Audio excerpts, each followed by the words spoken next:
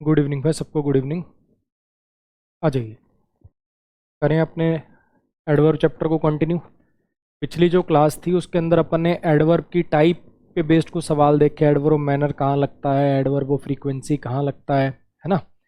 कुछ और बातें, एडजेक्टिव कहाँ लगता है, एडवर्ब कहाँ लगता है, उन सब चीज़ों पर बेस्ड सवाल देखे। ठीक है, आज एक दो कॉन्सेप्ट के बाद मेनली आज का जो टॉपिक है वो ये है कि difference between the adverbs. Very कब लगाना है, मच कब लगाना है, वेरी कब लगाना है, टू कब लगाना है ना।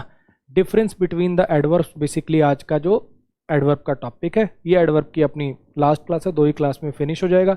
एक छोटा सा टॉपिक और है जो एडवर्ब से ही रिलेटेड है, जनरली एडवर्ब के साथ ही पढ़ा जाता है, इनवर्जन।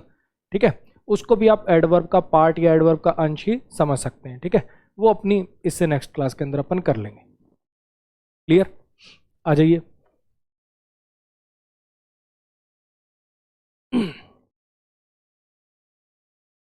इसको देखो जरा, सीक्वेंस ऑफ एडवर्ब्स याद करने वाला सवाल है। याद करने वाला सवाल है कि अगर ये 3 टाइप की, जैसे याद है क्वालिटेटिव एडजेक्टिव का सीक्वेंस था, प्रोनाउन के अंदर वो 231 123 वाली बात थी, वैसे ही याद करने वाली बात है कि अगर ये 3 टाइप की एडवर्ब एक साथ आए, प्लेस वाली, टाइम वाली, मैनर वाली, तो फिर सीक्वेंस ये रखना है। एमपीटी रूल भी बोलते हैं इसको। पहले मैनर लगेगा, फिर प्लेस लगेगा, फिर टाइम लगेगा। अगर ये 3 टाइप की एडवर्ब एक साथ आएंगी, मैनर वाली, प्लेस वाली, टाइम वाली, तो इनका सीक्वेंस होगा एमपीटी। ठीक है, ये सेंटेंसेस हैं। पहले 2 सेंटेंसेस को एक बार आप ऑब्जर्व करो। ठीक, ट्राई करने की कोशिश करो, एक बार देखने की कोशिश करो कौन सी टाइप का एडवर्ब है, ट्राई तो करो।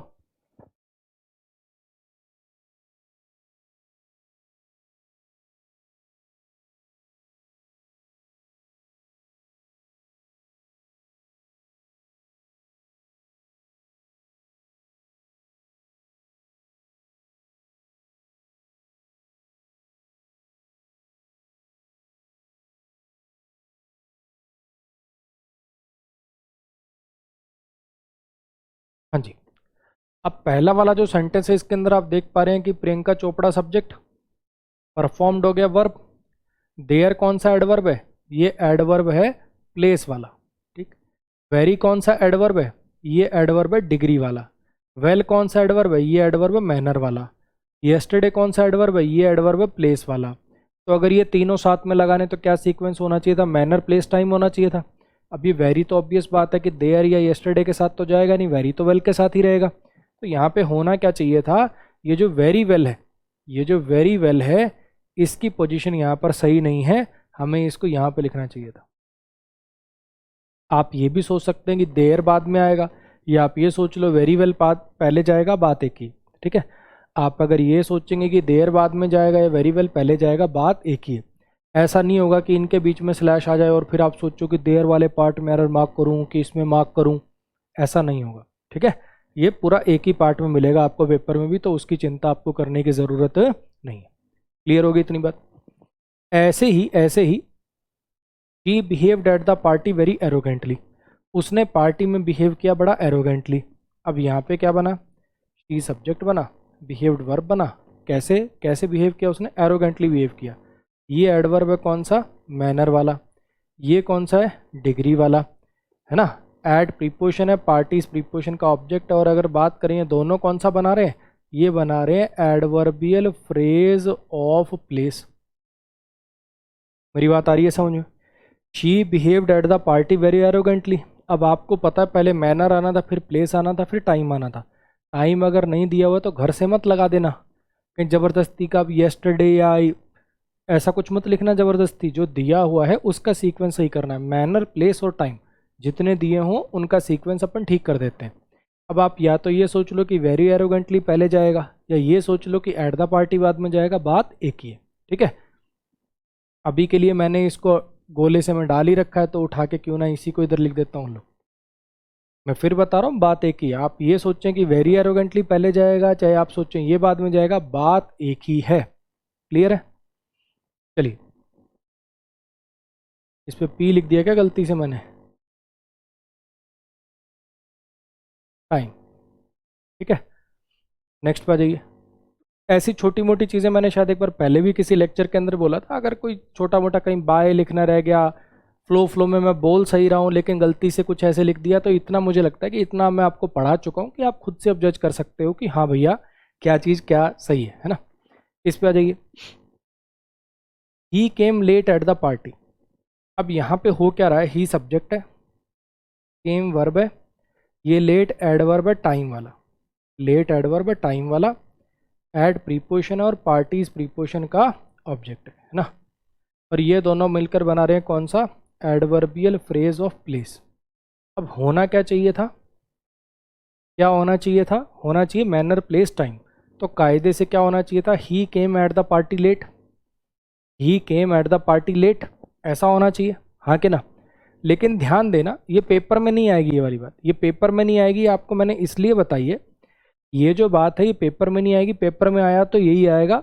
ये वाली बात मैंने आपको इसलिए बताई है, कभी आप न्यूज़पेपर पढ़ रहे हो और कहीं कुछ सोर्स से रीड कर रहे हो तो उस केस में आपको ऐसा दिखे कि यार ये क्या होगा, एम्पिटी रूल तो लगा ही नहीं। तो ये जो वर्ब होती है जिनका मतलब आना जाना होता है, कम, गो, अराइव, रीच, इस टाइप की जो वर्ब होती हैं, इनके अंदर आप देखोगे कि बहुत बार हम एम्पिटी रूल को अवॉइड कर देते हैं। तो ध्यान रखिएगा, ये जो बात आपको बताई मैनर प्लेस टाइम वाली, बहुत सारे ऐसे सेंटेंसेस हैं जिनके अंदर ये एम्पिटी रूल नहीं चलता, कम, गो, रीच, अराइव ऐसी टाइप की जो वर्ब होती हैं। यानी ये वाला जो अपना सेंटेंस था, ये लास्ट वाला, ये नो एरर है, ये नो एरर है। मैं थोड़ा बड़ा बड़ा लिख देता हूँ नो एरर को, क्योंकि कुछ लोगों का थोड़ा भरोसा मुझे कम है, ठीक है। ये एडवर्ब ऑफ प्लेस मैं इसके नीचे लिख देता हूँ, एडवर्बियल फ्रेज ऑफ प्लेस, और यहाँ बड़ा बड़ा टिक मार के लिख देता हूँ नो एरर, ठीक है। कुछ ऐसी वर्ब होती हैं जिनका मतलब आना जाना होता है, उस केस में अपन कई बार टाइम को प्रायोरिटी देने के लिए पहले लिख देते हैं, तो empty rule come, go, arrive in verb पर फॉलो नहीं होगा, ध्यान रखिएगा। फिर वही क्यों नहीं होगा, इसके पीछे लॉजिक क्या है, ये वो कन्वेंशन की बात है यार, ये सारी कन्वेंशन की चीज़ें हैं। कोई ग्रामर का रूल होता तो मैं इसका लॉजिक देता, वो आपको अच्छा भी लगता। ये सिंपल कन्वेंशन की बात है कि ये 3 टाइप के एडवर्ब साथ में लिखोगे तो इस सीक्वेंस में लिखना, इतनी सी बात है। नेक्स्ट पर जाइए, इस पे आओ जरा। कुछ ऐसे वर्ड्स होते हैं, कुछ ऐसे वर्ड होते हैं जो थोड़े से डेंजरस होते हैं, कुछ ऐसे वर्ड्स हैं जो थोड़े से डेंजरस है। डेंजरस क्यों कह रहा हूँ, ये जैसे ही इनकी पोजीशन बदलती है ना, ये सेंटेंस का मीनिंग बदल देते हैं। कुछ ऐसे वर्ड होते हैं इनकी पोजीशन ना हमें बड़े सोच समझ के लगानी पड़ती है, जैसे इवन हो गया, ओनली हो गया, जस्ट हो गया, टू हो गया, ये एडजेक्टिव भी बन जाते हैं, एडवर्ब भी बन जाते हैं। कई किताबों में ऐसे भी लिखा होता है कि ये ऐसी एडवर्ब है, ये ऐसी एडवर्ब है जो नाउन प्रोनाउन के साथ भी लगाई जा सकती हैं। आप वैसे ना पढ़ के, वो गलत बात है, मतलब वैसे नहीं पढ़ना चाहिए। जबरदस्ती आप एडवर्ब से नाउन या प्रोनाउन को कोई नई ही बच्चे के दिमाग में कुछ गंद भर रहे हो। भैया बात ऐसी है कि ये ऐसे वर्ड हैं जो एडजेक्टिव एडवर्ब दोनों टाइप से काम कर लेते हैं, और ये ऐसे वर्ड हैं इनकी पोजीशन थोड़ी सोच समझ के लगानी पड़ती है।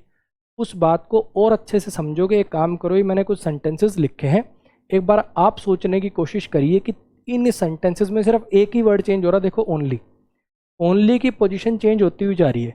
क्या ओनली की पोजीशन चेंज होने से इस सेंटेंस के अंदर कुछ मीनिंग में चेंज आ रहा है? करना एक बार ट्राई।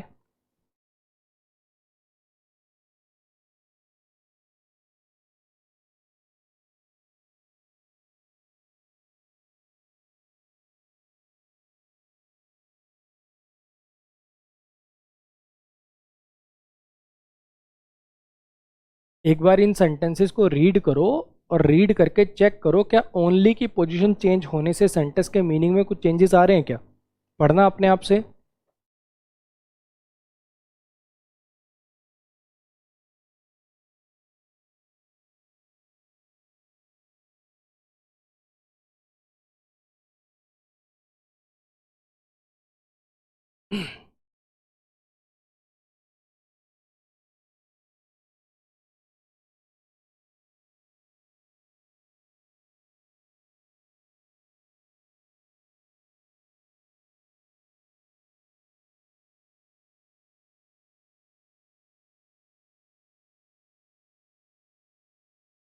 हाँ जी, जब आपने लिखा only my sister gave money to me, तो इसका मतलब होता है सिर्फ मेरी बहन ने दिए पैसे।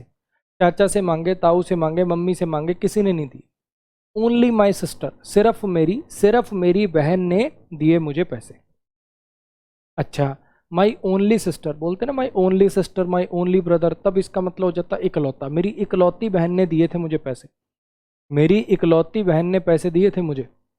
जब आप लिखोगे my sister only gave money to me, तो इसका मतलब हो जाएगा मेरी बहन ने सिर्फ दिए थे पैसे। अब मान लो कोई बातचीत हो रही है, कोई बातचीत हो रही है, तूने जरूर उससे पैसे लिए होंगे, है ना।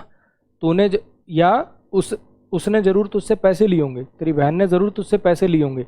नहीं जी, ऐसा कुछ नहीं हुआ, उसने सिर्फ मुझे दिए थे पैसे, लिए हुए मुझसे कुछ नहीं।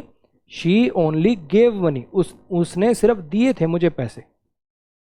माई sister gave only money to me, my sister gave only money to me, मेरी बहन ने सिर्फ पैसे दिए थे मुझे, और कोई खाने पीने का सामान, खिलौने वगैरह और कुछ नहीं दिया था, मेरी बहन ने सिर्फ पैसे दिए थे मुझे। अच्छा, my sister gave money only to me, ये इसके वाले केस में ओनली यहाँ भी लिख सकते हो और ओनली यहाँ भी लिख सकते हो। यहाँ पे भी ठीक है, यहाँ पे भी ठीक है, दोनों का मीनिंग सेम रहेगा। My sister gave money only to me कह दो, चाहे टू मी ओनली कह दो, बात एक ही। मेरी बहन ने पैसे दिए सिर्फ मुझे, ओनली टू मी और टू मी ओनली दोनों का मतलब सेम ही है। क्लियर हो गया। अब यहाँ पे आप देख पा रहे हो कि ओनली की पोजीशन जैसे ही मैं चेंज करता हूँ वैसे ही सेंटेंस का मीनिंग चेंज हो जाता है, हाँ कि ना। तो जो आप मीनिंग देना चाहते हो, फॉर एग्जाम्पल मेरा मन था ये देने का, मेरा मन था ये मीनिंग देने का कि मेरी बहन ने सिर्फ मुझे दिए थे पैसे, तो मुझे इनमें से एक लिखना चाहिए था, और लिख दूं मान लो मैं ये वाला, तो गलत हो जाएगा कि नहीं हो जाएगा। तो कहने का मतलब ये है कि इन वर्ड्स को जो आप मीनिंग देना चाहते हो उसके अनुसार इनकी पोजीशन का थोड़ा सा ध्यान रखना। कहीं ऐसा मत कर देना कि मीनिंग कुछ देना था और पोजीशन कुछ की कुछ लगा दी। ये ऐसे वर्ड हैं, इवन हो गया, ओनली हो गया, जस्ट हो गया, टू हो गया, ये ऐसे वर्ड हैं, इनकी पोजीशन से सेंटेंस के मीनिंग में डिफरेंसेस आ जाते हैं। एक आपने सेंटेंस पढ़ाते हुए देखा होगा लोगों को, आई लव यू, किसी ने आपको कहा आई लव यू, पलट के आपने कह दिया आई लव यू टू। अक्सर अपन यही जवाब देते हैं, हाँ कि ना। किसी ने आपको कहा आई लव यू और आपने आपने आगे पलट के कह दिया आई लव यू टू। अब ये टू का मतलब भी होता है, टू का मतलब भी होता है। तो अब देखो क्या हुआ, उसने कहा कि मैं तुमसे प्यार करता हूँ या करती हूँ, मैं तुमसे बोला मैं तुमसे प्यार करती हूँ, तुमने कहा मैं प्यार करता हूँ तुम्हें भी, मैं प्यार करता हूँ तुम्हें भी। क्या मतलब हो गया इस बात का कि यानी एक तो मेरी पहले से है, तो भी आ जाए, कोई दिक्कत नहीं, ये मतलब हो गया इसका। तो आई लव यू का आपने क्या जवाब दे दिया, आई लव यू टू, मैं प्यार करता हूँ तुम्हें भी। गड़बड़ होगी, कहना क्या था, मैं भी तुम्हें प्यार करता हूँ। तो ये जो टू है इसकी सही पोजीशन, इस टू की सही पोजीशन यहाँ ना होके यहाँ होनी चाहिए थी। लेकिन स्पोकन वगैरह में, इनफॉर्मल वगैरह में खूब धड़ल्ले से चलता, कोई दिक्कत नहीं है। अगर प्योरिस्ट ग्रामर की बात करें, अगर प्योरिस्ट ग्रामर की बात करेंगे तो इस मीनिंग को देने के लिए कि मैं भी तुम्हें प्यार करता हूँ, इस टू की पोजीशन यहाँ होनी चाहिए थी। मेरी बात आ रही है समझ में। तो कहने का मतलब ये है कि जब भी इन वर्ड्स को लगाएं, जब भी इन वर्ड्स को लगाएं तो थोड़ा सोच समझ के लगाएं, सेंटेंस के मीनिंग के अकॉर्डिंग लगाएं। चलो, अब ये कुछ सेंटेंसेस हैं, पहले आप ट्राई करिए, आराम से सेंटेंस का मीनिंग निकालिए, देखिए कि मीनिंग हमें देना क्या था और कहीं हमने पोजीशन गलत तो नहीं लगा रखी। एक ट्राई आप करिए, फिर मैं कराता हूँ, करो ट्राई जरा।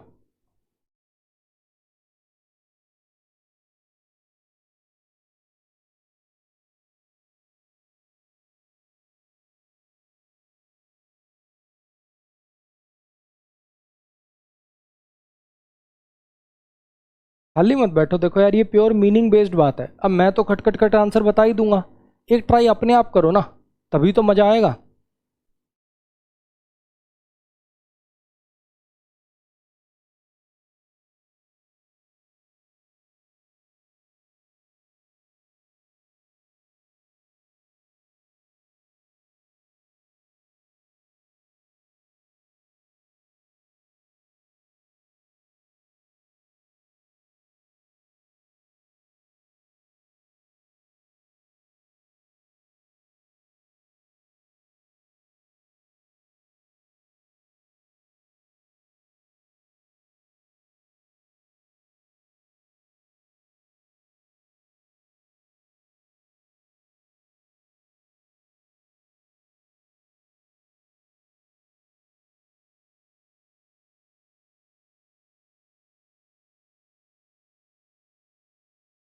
हाँ जी, कर लिया। He has only eaten 2 slices of bread and nothing else. ठीक है, ओनली ईटन का तो मतलब हो जाएगा उसने सिर्फ खाया, उसने सिर्फ खाई थी ब्रेड। और क्या ब्रेड के साथ डिस्को डांस करते हो, खाने की काम आती है। कहना क्या था, कहना यह था कि उसने सिर्फ 2 स्लाइस खाई ब्रेड की और कुछ नहीं खाया बेचारे ने। आ रही बात समझ। देखो ओनली चेंज करने से, देखो अगर मान लो मैं ओनली को ही से पहले ले जाऊं, ओनली ही हैज़ ईटन, सिर्फ उसने खाई है ब्रेड, सिर्फ उसने खाई है, ओनली ही हैज़ ईटन। अगर लिख दूं मैं ही हैज़ ईटन ओनली 2, उसने खाई है, उसने खाई है सिर्फ 2 स्लाइस। अच्छा, he has eaten 2 slices of bread only, तब क्या मतलब हो जाएगा इसका, इसका मतलब हो जाएगा कि और भी कोई ऐसी चीज़ थी जिसके स्लाइस रखे हुए थे वहाँ पे। ब्रेड के अलावा और भी किसी चीज़ के स्लाइस हो सकते हैं, चीज़ के स्लाइस हो सकते हैं XYZ, और 50 चीज़ों के स्लाइस हो सकते हैं। उसने 2 स्लाइसेस खाए सिर्फ ब्रेड के, और किसी चीज़ के स्लाइस उसने नहीं खाए। आ रही है बात समझ में। तो कहने का मतलब वही वाली बात है कि भैया ओनली को अगर आप चेंज करते जाओगे तो पोजीशन चेंज करने से मीनिंग चेंज होता जाएगा। अब हमें सेंटेंस पढ़ के और कुछ नहीं खाया से पता चल रहा है कि शायद ही इसी बात पर स्ट्रेस देना चाह रहा था कि 2 ही स्लाइस खाई, ज़्यादा कुछ नहीं खाया। तो यहाँ पे मीनिंग के अनुसार जो बेस्ट मीनिंग है, जो सारी दुनिया देखेगी समझेगी, मैक्सिमम 99% लोग जो इस सेंटेंस का मीनिंग निकाल लेंगे, उस हिसाब से ओनली को यहाँ रखना बेस्ट रहेगा। क्लियर हो गया। मैं फिर बता रहा हूँ, हो तो बहुत कुछ सकता है, सिर्फ उसने 2 स्लाइस खाए हैं, बाकी सब भूखे रह गए जो भी है ना। लेकिन ये नथिंग एल्स जो है ना, मेन यहाँ से पता चल रहा है और कुछ नहीं खाया, और कुछ नहीं खाया, यानी सिर्फ 2 ही स्लाइस खाई, इस बात पे स्ट्रेस देना था। इससे पता चल रहा है कि ये वाला बेस्ट मीनिंग रहेगा।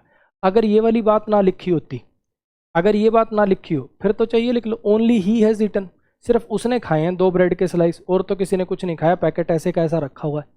अगर ये वाली बात ना लिखी हो तो ओनली की पोजीशन और भी पॉसिबल हो जाएंगी। फिलहाल इसको देख के पता चल रहा है कि बेस्ट इसी से मीनिंग निकलेगा। नेक्स्ट पे देखो, अब mouse can even help a lion. एक जो चूहा होता है वो मदद भी कर सकता है शेर की। एक जो चूहा होता है मदद भी कर सकता है शेर की, भी इसका मतलब मदद भी कर सकता है शेर की।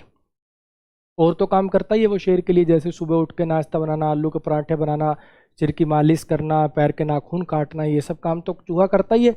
इसके अलावा मदद भी कर देता है।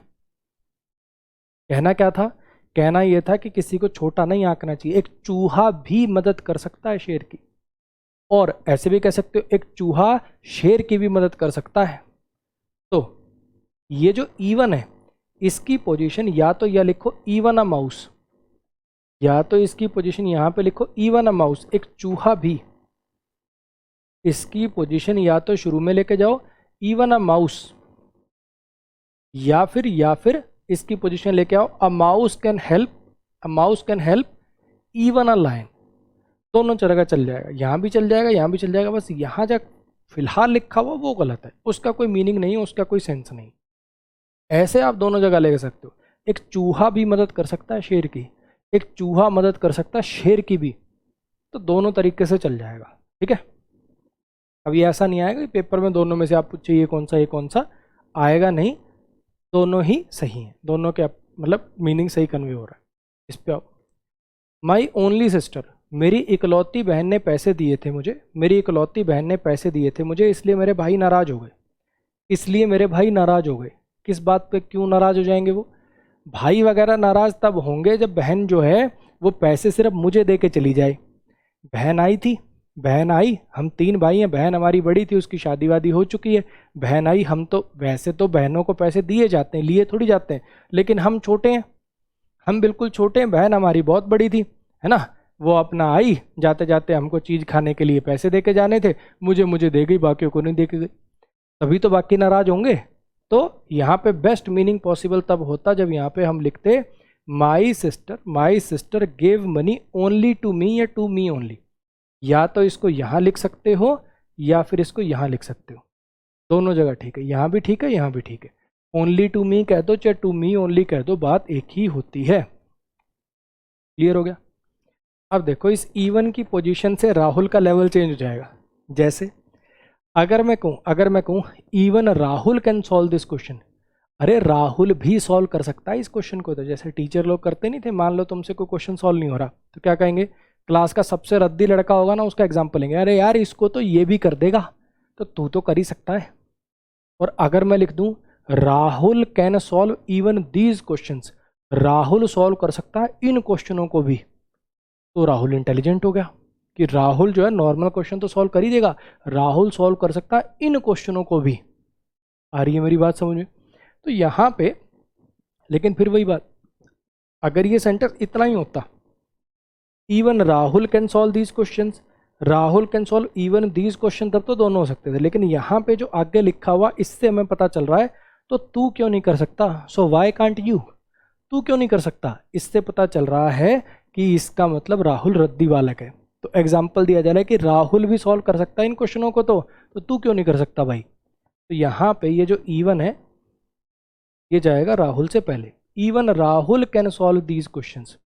और इसी सेंटेंस के अंदर अगर मैं आगे ये लिखता, अगर यही सेंटेंस रहता और इसकी जगह पे मान लो मैं ये लिख दूं, इसकी जगह पे मान लो मैं ये लिख दूं because he is very intelligent, अगर मैं लिख दूं because he is very intelligent, तब क्या करना पड़ेगा, तो Rahul can solve even these questions, तब ये इवन आता दीज से पहले। मेरी बात आई समझ में? तो आपको आगे कुछ ना कुछ पार्ट ऐसा लिख के देगा जिससे आपको पता चल जाए कि क्या मीनिंग देना है, और जैसा मीनिंग देना है उसके हिसाब से ओनली टू इवन इनकी पोजीशन को रखा जाता है। क्लियर होगी इतनी बात? चलो जी नेक्स्ट पे आ जाइए। अब हम देखते हैं कुछ एडवर्ब्स के बीच में डिफरेंसेस। ठीक, जैसे ये कुछ पुरानी एडवर्ब्स हैं, ये कुछ पुरानी एडवर्ब्स हैं, मुझे नहीं लगता क्लास के किसी एक बच्चे ने भी कभी पहले कॉम्पिटिटिव एग्जाम की तैयारी करी हो, किसी टीचर से पढ़ा हो तो बात हो रहा है, अदरवाइज आपने कभी न्यूज़पेपर में किसी बुक में कहीं भी ये वाली एडवर्ब कभी देखी होंगी। पुरानी है, ऑब्सोलीट हो चुकी हैं, आजकल यूज़ होती नहीं है, इसीलिए अजीब लगती हैं और इसीलिए इन पे एरर आने की संभावना भी बन जाती है, क्योंकि बच्चे को अजीब लगेगा, बच्चा एरर टिकाएगा, है ना। आ जाइए ज़रा, seldom if ever, seldom if ever, ये पूरा एक ही है, इसको आगे मत तोड़ना, ये पूरा एक ही एडवर्बियल फ्रेज है।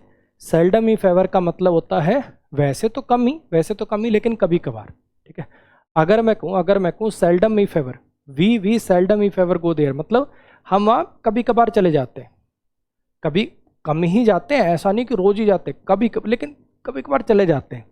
और वी सेल्डम और नेवर गो देयर, हम वहाँ कभी नहीं जाते, ये नेगेटिव मीनिंग कन्वे करेगा, इसका मतलब होगा बिल्कुल ना के बराबर, और इसका मतलब होता है कम जाते हैं लेकिन कभी कभार, समटाइम्स चले जाते हैं। अच्छा, लिटिल इफ एनीथिंग का मतलब होता है थोड़ा मोटा। अगर मैं कहूँ I know little if anything about him, मैं उसके बारे में थोड़ा मोटा, ज़्यादा तो नहीं जानता, थोड़ा मोटा जानता हूँ। आई नो लिटिल और नथिंग अबाउट हिम, अगर ऐसा लिखूँ तो मैं उसके बारे में ना के बराबर जानता हूँ। तो सेंटेंस पे डिपेंडेंट है, आप मीनिंग देखोगे और इनमें से एक लगाओगे। फिर से देख लो, सेल्डम ई फेवर का मतलब, सेल्डम ई फेवर का मतलब पॉजिटिव सेंस में, हाँ कभी कभार कर लेते हैं हम ये काम, सेल्डम और नेवर कभी नहीं करते। लिटिल इफ एनीथिंग, देखो ये जनरली फ्रीक्वेंसी के लिए आएगा, ये किसी काम के होने की फ्रीक्वेंसी के लिए आएगा, ये किसी काम के होने की फ्रीक्वेंसी के लिए आएगा, कोई काम कितनी बार होता है। ठीक है, और ये वाले आएंगे किस चीज़ की क्वांटिटी को दिखाने के लिए, ये आएगा किसी चीज़ की क्वांटिटी को दिखाने के लिए। ठीक, कि मैं उसे थोड़ा मोटा जानता हूँ, मैं उसे ना के बराबर जानता हूँ, ऐसे वाले सेंस में। ठीक, करिए ट्राई। ये 5 सेंटेंसेस हैं, एक बार इनको आराम से पढ़िए, देखिए क्या मीनिंग है और फिर उस हिसाब से लगाइए।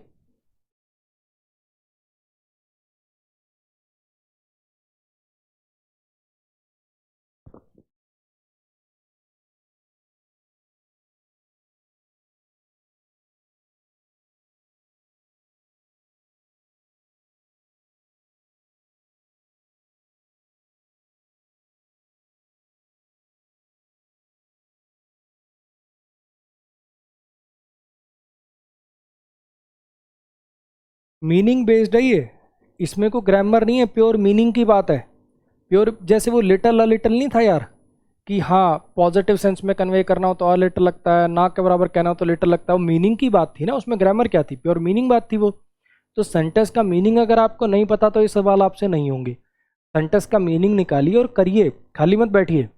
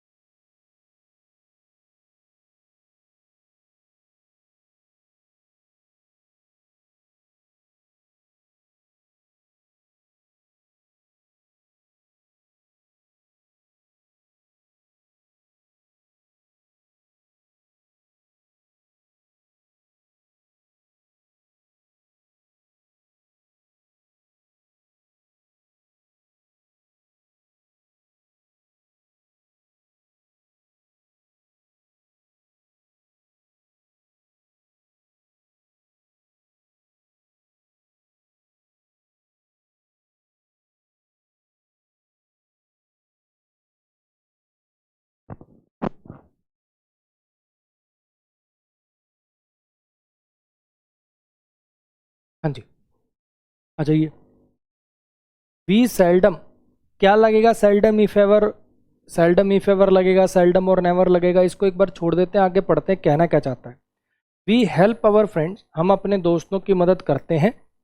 Even if they are guilty, चाहे वो दोषी हो तो भी। Even if they are guilty, चाहे वो दोषी हो तो भी। अब ये चाहे वो दोषी हो से पता चल रहा है कि ये मदद तो करता है।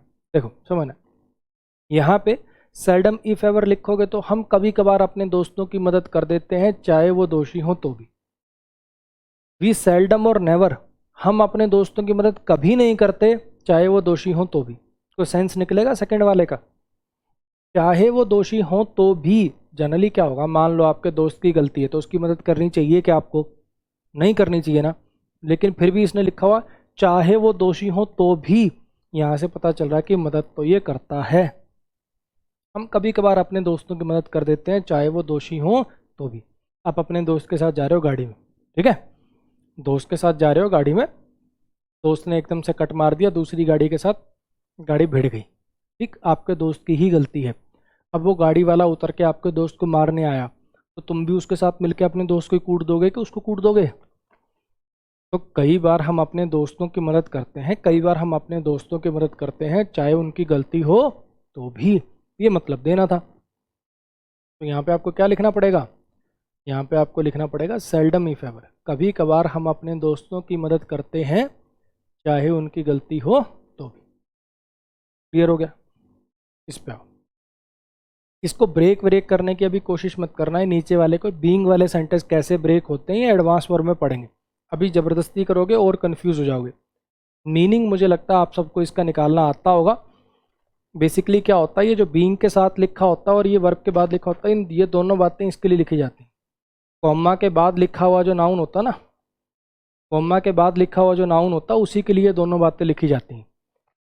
एक एक्सीलेंट टीचर होने की वजह से, बीइंग एन एक्सीलेंट टीचर की, ही, बी की, बीइंग क्या है? बी की फॉर्म है, लिंकिंग वर्ब है। लिंकिंग वर्ब का काम क्या होता है? किसी के बारे में कुछ बताना। तो बीइंग के साथ जो लिखते हो वो भी इसके बारे में लिखा हुआ और अगला भी इसके बारे में लिखा हुआ है। यानी एक्सीलेंट टीचर किसको कह रहे हो आप? मिस्टर गुप्ता को। एक्सीलेंट टीचर है जी मिस्टर गुप्ता। एक एक्सीलेंट टीचर होने की वजह से seldom if ever makes mistakes, वो एक एक्सीलेंट टीचर है, वो एक एक्सीलेंट टीचर है। मिस्टर गुप्ता एक एक्सीलेंट टीचर और मिस्टर गुप्ता कभी कभार गलतियां कर देते हैं। एक्सीलेंट टीचर है, कभी कभार गलतियां करते हैं, ये कहोगे। एक्सीलेंट टीचर है इसलिए ना के बराबर गलती करता है, ये कहोगे, हाँ कि ना? तो यहाँ पे आपको लिखना चाहिए था सेल्डम और नेवर। यहाँ पे आपको लिखना चाहिए था सेल्डम और नेवर, क्योंकि वो एक्सीलेंट टीचर है इसलिए वो ना के बराबर ही गलती करते हैं। लेकिन नेक्स्ट सेंटेंस को देखो, डिस्पाइट बीइंग अ टीचर, एक टीचर होने के बावजूद, एक टीचर होने के बावजूद, अब ये के बावजूद से हमें पता चल रहा है, के बावजूद से हमें पता चल रहा है, वैसे तो टीचर से एक्सपेक्ट किया जाता है कि ना के बराबर ही गलती करे। एक टीचर होने के बावजूद, इससे हमें पता चल रहा है कि इसका मतलब ये बंदा गलतियां करता है। तो यहाँ पे ये जो सेल्डम इफ एवर लगा हुआ है इसका मतलब कभी कभार गलतियां वो कर देता है। एक टीचर होने के बावजूद, एक टीचर होने के बावजूद कभी कभार वो गलतियां कर देता है। तो ये वाला जो सेंटेंस है ये नो एरर है।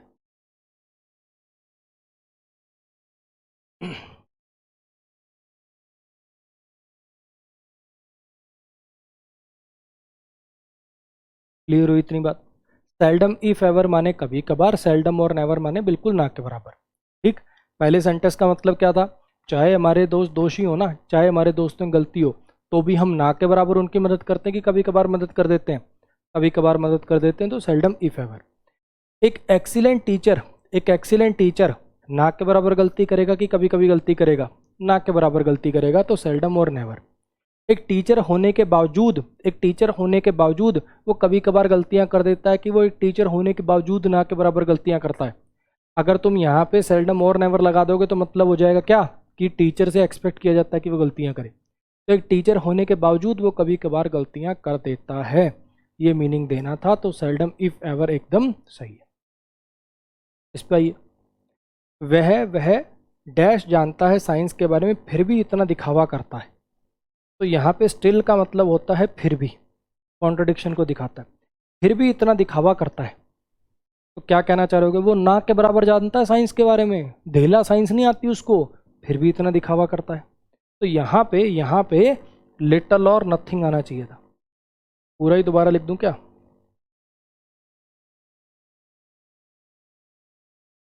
यहाँ पे अपने को लिखना चाहिए था लिटल और नथिंग।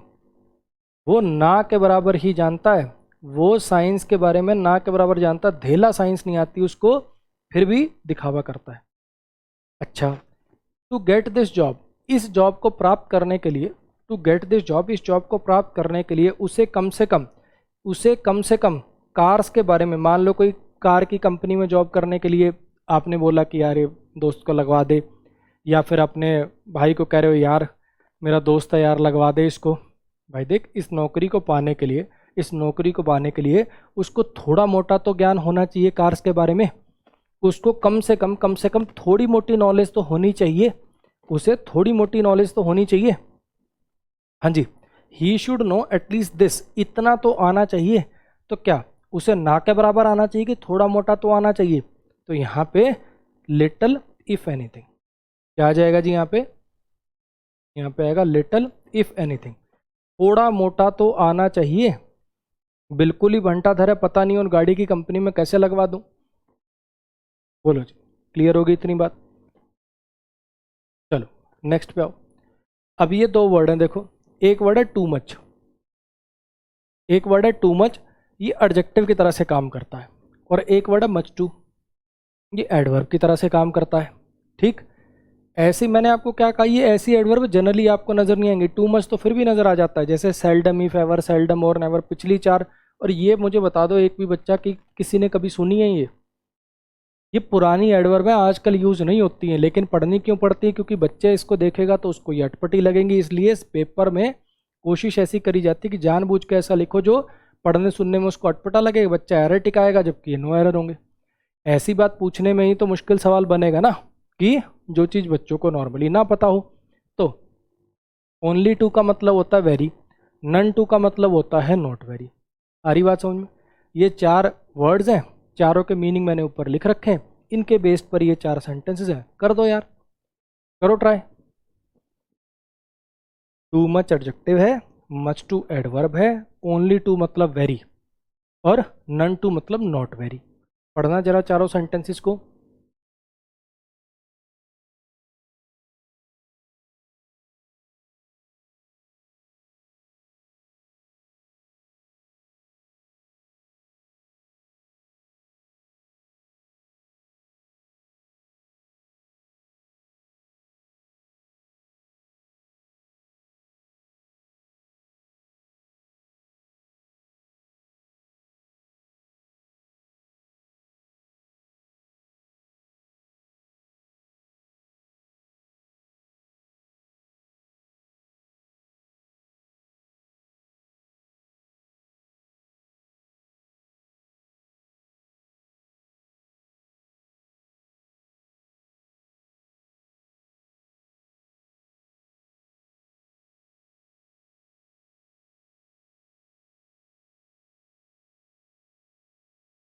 ये चीज़ें आपने पहली बार सुनी है, लेकिन सच बता रहा हूँ बहुत ज़्यादा आसान है, बहुत ज़्यादा आसान है। अगर खुद से कर दोगे ना, खुद से यहाँ क्लास क्लास में भी अगर आप दिमाग लगा लोगे तो पेपर में दोबारा आपको देखने की ज़रूरत नहीं पड़ेगी।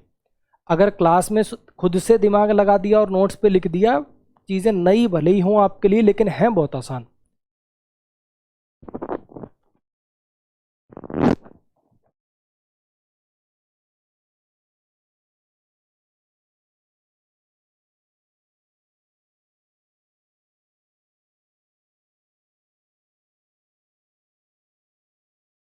आ जाइए।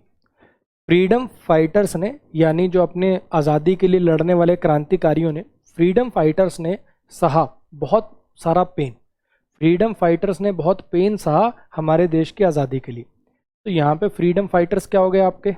सब्जेक्ट हो गए, सफर्ड वर्ब हो गया, पेन क्या हो गया? ऑब्जेक्ट हो गया। सब्जेक्ट ऑब्जेक्ट कौन बनते हैं? नाउन या प्रोनाउन। पेन क्या है? यहाँ पे नाउन है। नाउन से पहले क्या लगता है? एडजेक्टिव लगता है कि एडवर्ब लगता है? नाउन के लिए क्या आएगा? एडजेक्टिव आएगा कि एडवर्ब आएगा? ऑब्वियसली एडजेक्टिव आएगा। तो यहाँ पे क्या लिखना चाहिए था आपको? टू मच लिखना चाहिए था। क्लियर हुई इतनी बात? उसके दादाजी की मौत की खबर उसके लिए बड़ी ही पेनफुल थी, बड़ी ही दुखदाई थी। पेनफुल क्या होता है? एडजेक्टिव हो गया, हाँ के ना। जिन वर्ड के लास्ट में फुल आए, आई ओ यू एस आए, ई ओ यू एस आए, क्या होते हैं? एडजेक्टिव होते हैं। ए बी एल ई आए, आई बी एल ई आए, ये एडजेक्टिव होते हैं। और आपको पढ़ के ही पता चल रहा है उसके दादाजी की मौत की खबर उसके लिए कैसी थी? बड़ी पेनफुल थी। और एडजेक्टिव को क्वालिफाई करने का काम कौन करेगा? एडवर्ब करेगा। एडवर्ब करेगा तो यहाँ पे क्या लिखना चाहिए था? यहाँ पे मैं मच टू लिखना चाहिए था। क्लियर होगी इतनी बात? He was none too happy to meet her sister so he organise a party. None too का मतलब होता है नॉट वेरी। वो अपनी बहन से मिलकर खुश नहीं था इसलिए उसने पार्टी दे दी। वाह, ऐसे होने चाहिए लोग।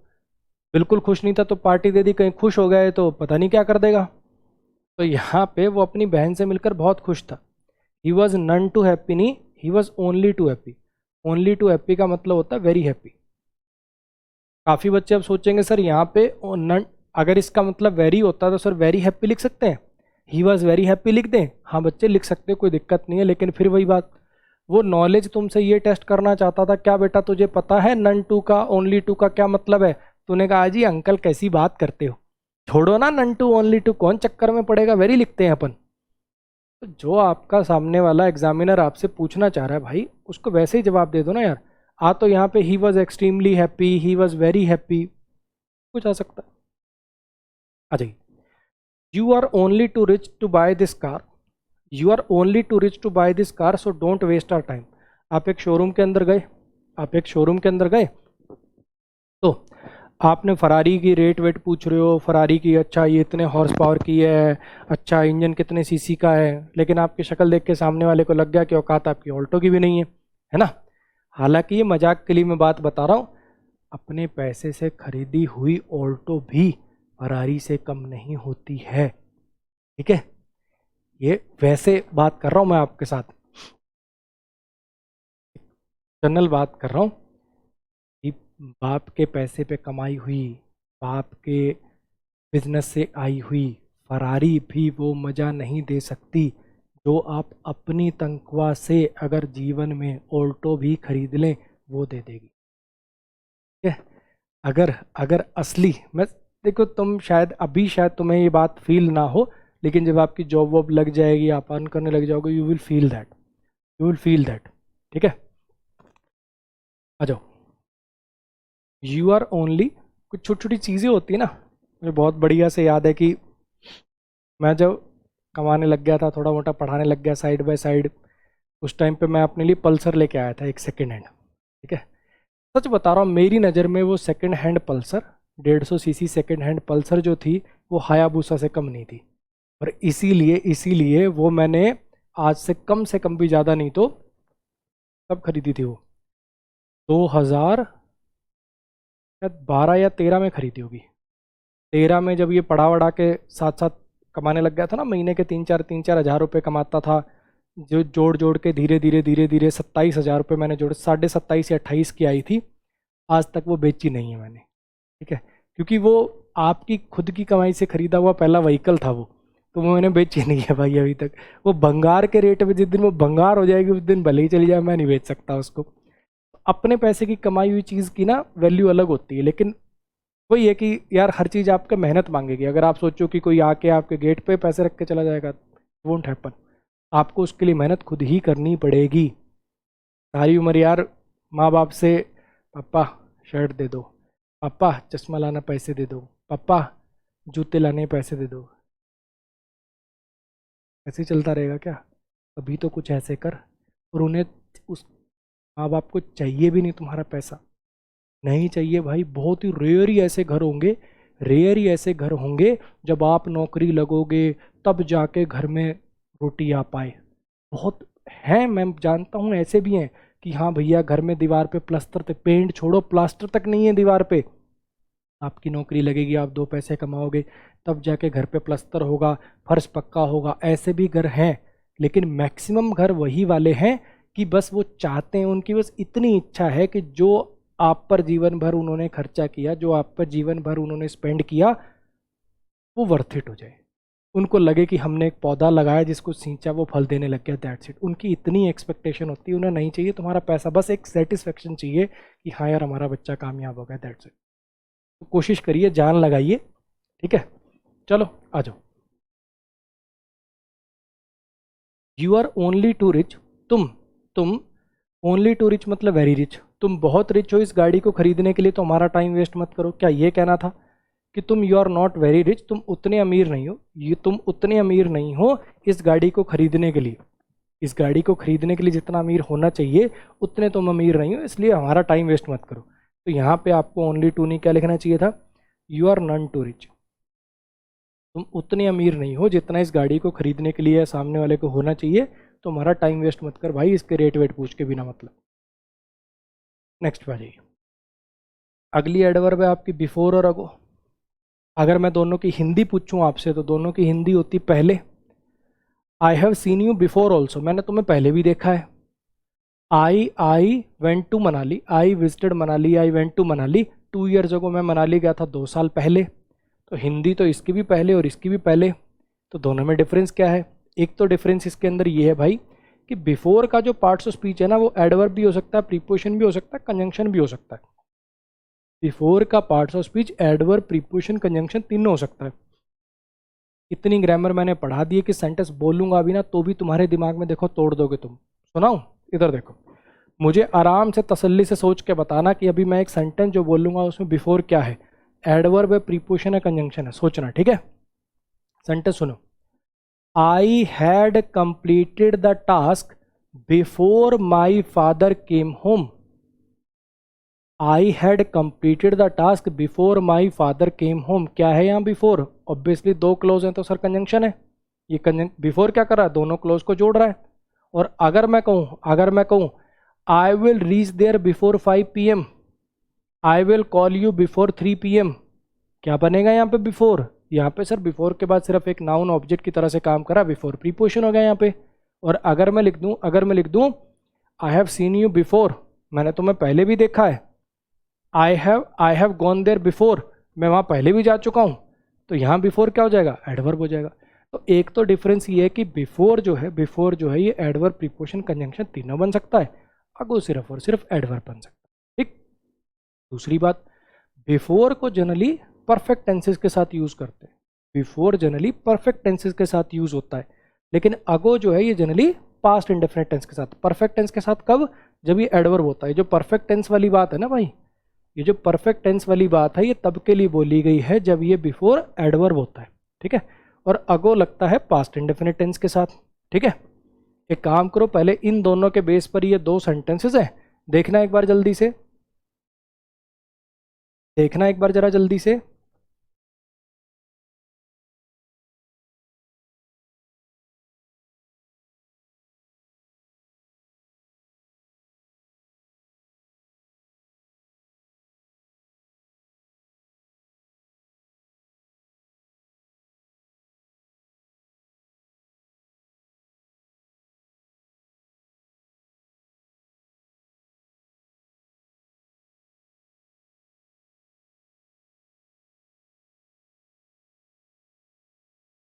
हाँ जी, मैं मनाली गया था अपने बीवी बच्चों के साथ 2 साल पहले।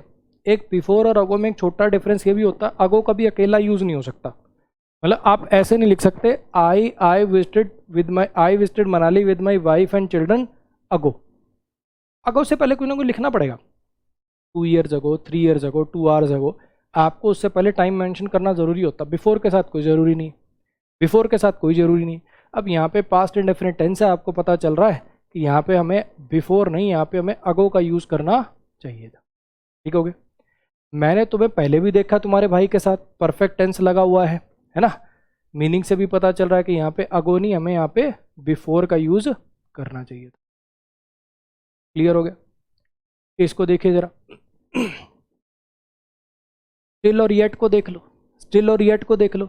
स्टिल का मतलब होता अभी भी, और येट का मतलब होता अभी तक। कुछ मीनिंग क्लोज से होते हैं इसलिए कन्फ्यूजन होता है, लेकिन वैसे ये बहुत आसान है। स्टिल का हम यूज़ करते हैं कॉन्टिन्यूस टेंस में, ही इज स्टिल स्लीपिंग, वो अभी भी सो रही है। ही इज स्टिल स्टडिंग, वो अभी भी पढ़ रहा है। ही इज स्टिल प्लेइंग, वो अभी भी खेल रहा है। स्टिल का यूज़ हम करते हैं कॉन्टिन्यूस टेंस में। येट का यूज़ हम करते हैं परफेक्ट टेंस में। दे हैवंट कम येट, वो अभी तक नहीं आए। I haven't received my parcel yet, मुझे अभी तक अपना पार्सल नहीं मिला है। येट का यूज़ करते हैं परफेक्ट टेंस में, इसका यूज़ करते हैं कॉन्टिन्यूस टेंस में। स्टिल का यूज़ जनरली पॉजिटिव सेंटेंस में होता है, येट का यूज़ जनरली नेगेटिव सेंटेंस में होता है। येट जब भी आप एडवर्ब के रूप में देखोगे 99.99% चांस है कि नॉट वाला सेंटेंस होगा, नेगेटिव वाला सेंटेंस होगा। पोजीशन में भी फर्क है, स्टिल लगता है वर्ब से पहले, he is still playing, he is still dancing, he is still studying, और येट लगता है कहाँ पे, वर्ब के बाद, और अगर ऑब्जेक्ट है तो ऑब्जेक्ट के बाद। They haven't come yet, verb के बाद। और अगर ऑब्जेक्ट हुआ I haven't received the parcel yet, received the parcel yet. फिर से देखिए क्या बोला मैंने, स्टिल कॉन्टिन्यूस में, ये परफेक्ट में, स्टिल पॉजिटिव में, ये नेगेटिव में। स्टिल की पोजीशन वर्ब से पहले, इसकी पोजीशन अगर ऑब्जेक्ट है तो ऑब्जेक्ट के बाद, ऑब्जेक्ट नहीं है तो वर्ब के बाद। दो सेंटेंस देखो, ये दो सेंटेंस देखो।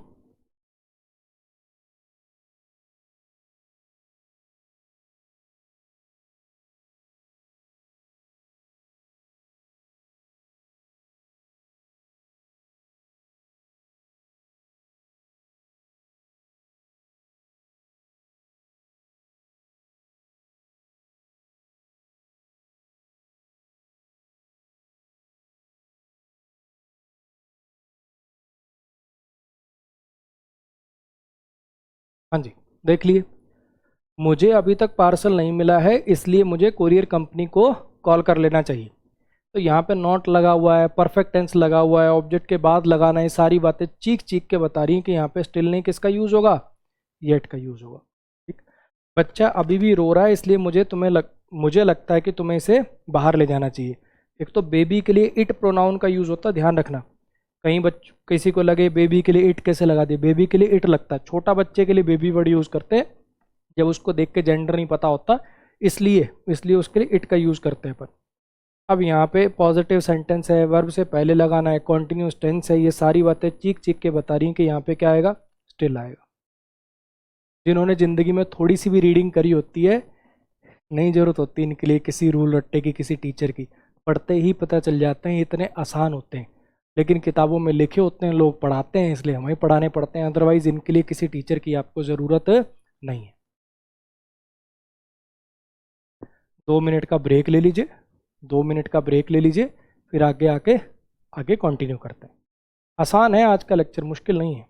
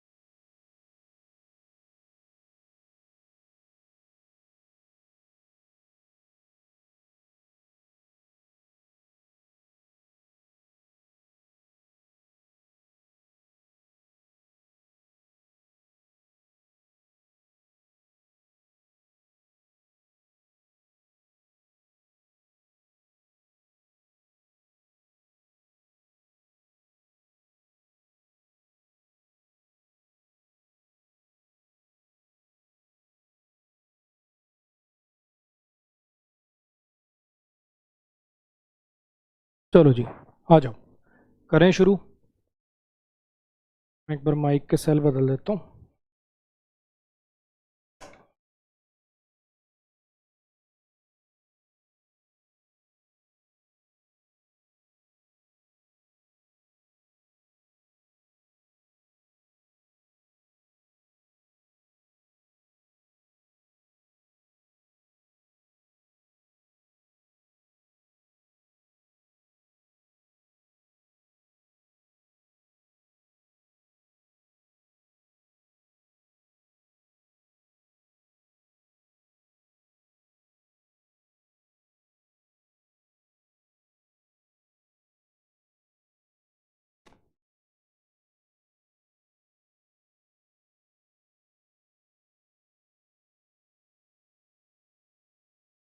चलो जी, आ जाइए।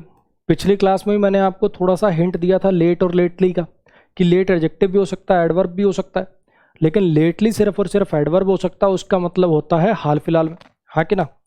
लास्ट क्लास में भी मैंने आपको थोड़ा हिंट दिया था इस चीज़ के बारे में। अगर मैं कर दूं ही केम लेट, तो ये लेट क्या हो गया, एडवर्ब ऑफ टाइम हो गया। और मैं लिख दूं latecomers are not allowed in my class, late आने वाले, लेट कमर्स, तो ये लेट एडजेक्टिव हो गया। लेटली जो है ये सिर्फ एडवर्ब होता है, इसका मतलब होता है हाल फिलहाल में, हाँ कि ना। इसके बेस पर ये दो सेंटेंसेस है, करना जरा पहले दो सेंटेंसेस देखना।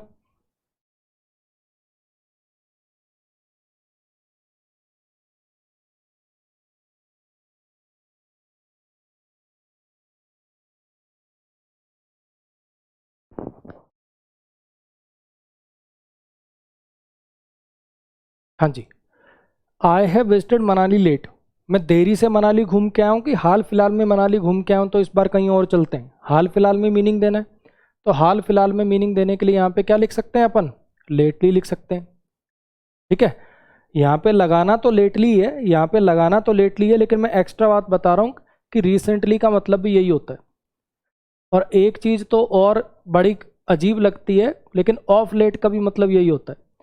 अगर इसी सेंटेंस में मैं ऑफ लेट लिख के दे दूं, I have visited Manali of late, O F और लेट, तो मैक्सिमम बच्चे यहाँ एरर टिका देंगे, ऑफ लेट ये क्या होता है, लेकिन ये नो एरर होता।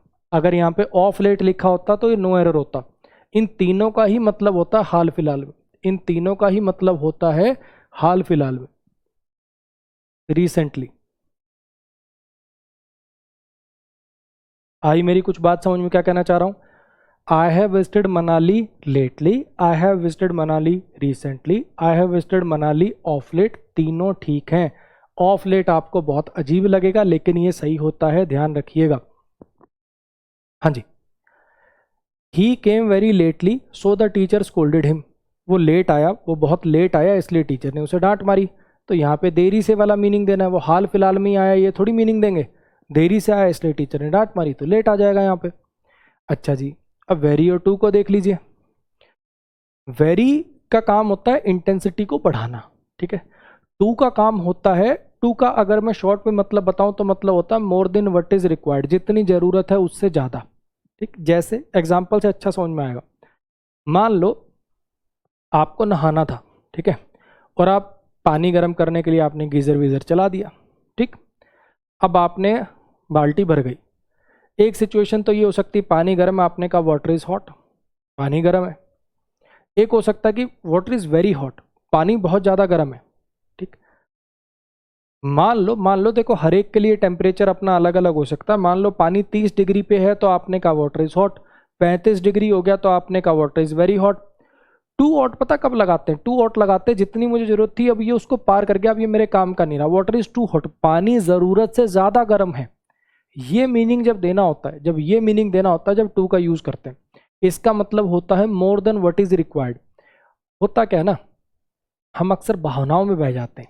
मान लो कोई लड़की आपको सुंदर लगी, तो आपने कहा यू आर ब्यूटीफुल, और तारीफ करने का मन है तो आप कह देते हो यू आर वेरी ब्यूटीफुल। कई बार हम भावनाओं में आके क्या कर देते हैं, यू आर टू ब्यूटीफुल। अक्सर करते हैं ना अपन ऐसा, कि जब हमें बहुत ज़्यादा कहना हो जाता है ना, तो हम टू लगा देते हैं, लेकिन उसका मतलब पता क्या होता है, उसका मतलब होता है more than what is required. तो अगर आपने किसी कह दिया ना यू आर टू ब्यूटीफुल, तो आपने उसको इनडायरेक्टली कह दिया तुम जरूरत से ज़्यादा सुंदर हो, मतलब अब तुम जरूरत को पार कर गई हो। तो भैया रुक जाया करो, वेरी पे रुक जाया करो। एक दूसरा डिफरेंस क्या है, कि ये जो वेरी है, ये जो वेरी है, ये पॉजिटिव नेगेटिव दोनों के लिए आ सकता है। आप ऐसा भी कह सकते हो ही इज वेरी स्मार्ट और he is not very smart, ठीक है। He is very smart, he is very stupid, ये अच्छी बात बुरी बात दोनों के लिए आ सकता है। टू को 99% चांस है कि अपन कोई नेगेटिव बात बोलने के लिए यूज करेंगे, ठीक। देखिए जरा अब इस बात को कैसे यूज करके सेंटेंस बनाए जाते हैं, एक बार ये भी देखिए। इसके अलावा एक छोटी सी बात और नोटिस कर लेना, आगे चल के आपको मैं पढ़ाऊंगा, आगे चल के मैं आपको पढ़ाऊंगा, ये आएगी बात आपकी कंजंक्शन चैप्टर में, जब जोड़े पढ़ाए जाएंगे आपको, ईदर और, neither, nor, not only but also, वहां पे आपको एक चीज पढ़ाई जाएगी, को रिलेटिव कंजंक्शन के पेयर। वहां पे आपको पढ़ाया जाएगा कि ये जो टू होता है ना, टी डबल ओ वाला, इसका इन्फिनेटिव के साथ जोड़ा होता है, ठीक है। और ऐसे ही सो का जोड़ा होता है दैट के साथ। एग्जाम्पल से आपको और अच्छा समझ में आएगा। अगर मैं कहूँ he is so intelligent, he is so intelligent that he can solve any question. वो इतना इंटेलिजेंट है कि वो कोई भी क्वेश्चन को सॉल्व कर सकता है। अगर आगे दैट लगा के क्लॉज बना रखा है तो फिर सो से इंटेंसिटी बढ़ाना। तीनों ही वर्ड इंटेंसिटी बढ़ाने के काम आते हैं, सो भी, वेरी भी, टू भी। तो कौन सा कब यूज करना है? अगर आगे दैट लगा रखा हो, दैट लगा के क्लॉज लिख रखा हो तो सो से लिखना। He so rich that he can buy any car. वो इतना अमीर है कि भाई कोई भी गाड़ी खरीद सकता है। आई बात समझ में? शी सिंग्स सो स्वीटली, वो इतना मीठा गाती है दैट एवरीबडी अप्रिशिएट्स हर, कि सब उसकी तारीफ करते हैं। ये कब लगाओगे? ये लगाओगे जब आगे इन्फिनेटिव दिया होगा। जब आगे इन्फिनेटिव दिया होगा, जैसे he is too weak to even walk. वो इतना कमजोर है कि चल भी नहीं सकता, ऐसे करके। आ रही है बात समझ में? और वेरी आपको पता ही है ना, वेरी तो नॉर्मल में पॉजिटिव नेगेटिव दोनों में यूज हो सकता है, लेकिन अगर इन्फिनेटिव का जोड़ा हो तो यहां वेरी मत लगा देना। अगर आगे दैट लगा के क्लॉज बना रहे हो यहां वेरी मत लगा देना। तो ये भी एक डिफरेंस आपको याद रखना है। एक तो वो मीनिंग वाला डिफरेंस तो आपको बता ही दिया, उसके अलावा अगर जोड़ा दिख रहा हो तो उस केस में यहां वेरी मत आप देना उसकी जगह और इसकी जगह। इस बात पर बेस्ड सवाल है, करिए ट्राई।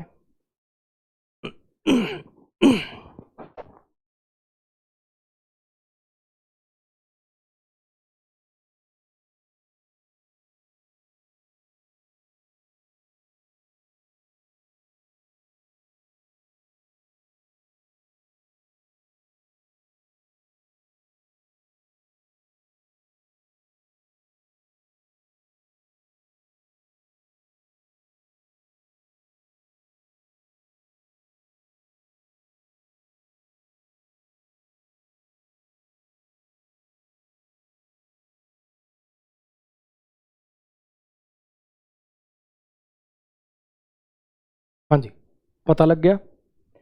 गंगा नदी का पानी जरूरत से ज्यादा प्योर है कि बहुत प्योर है? क्या कहना था? बहुत प्योर है।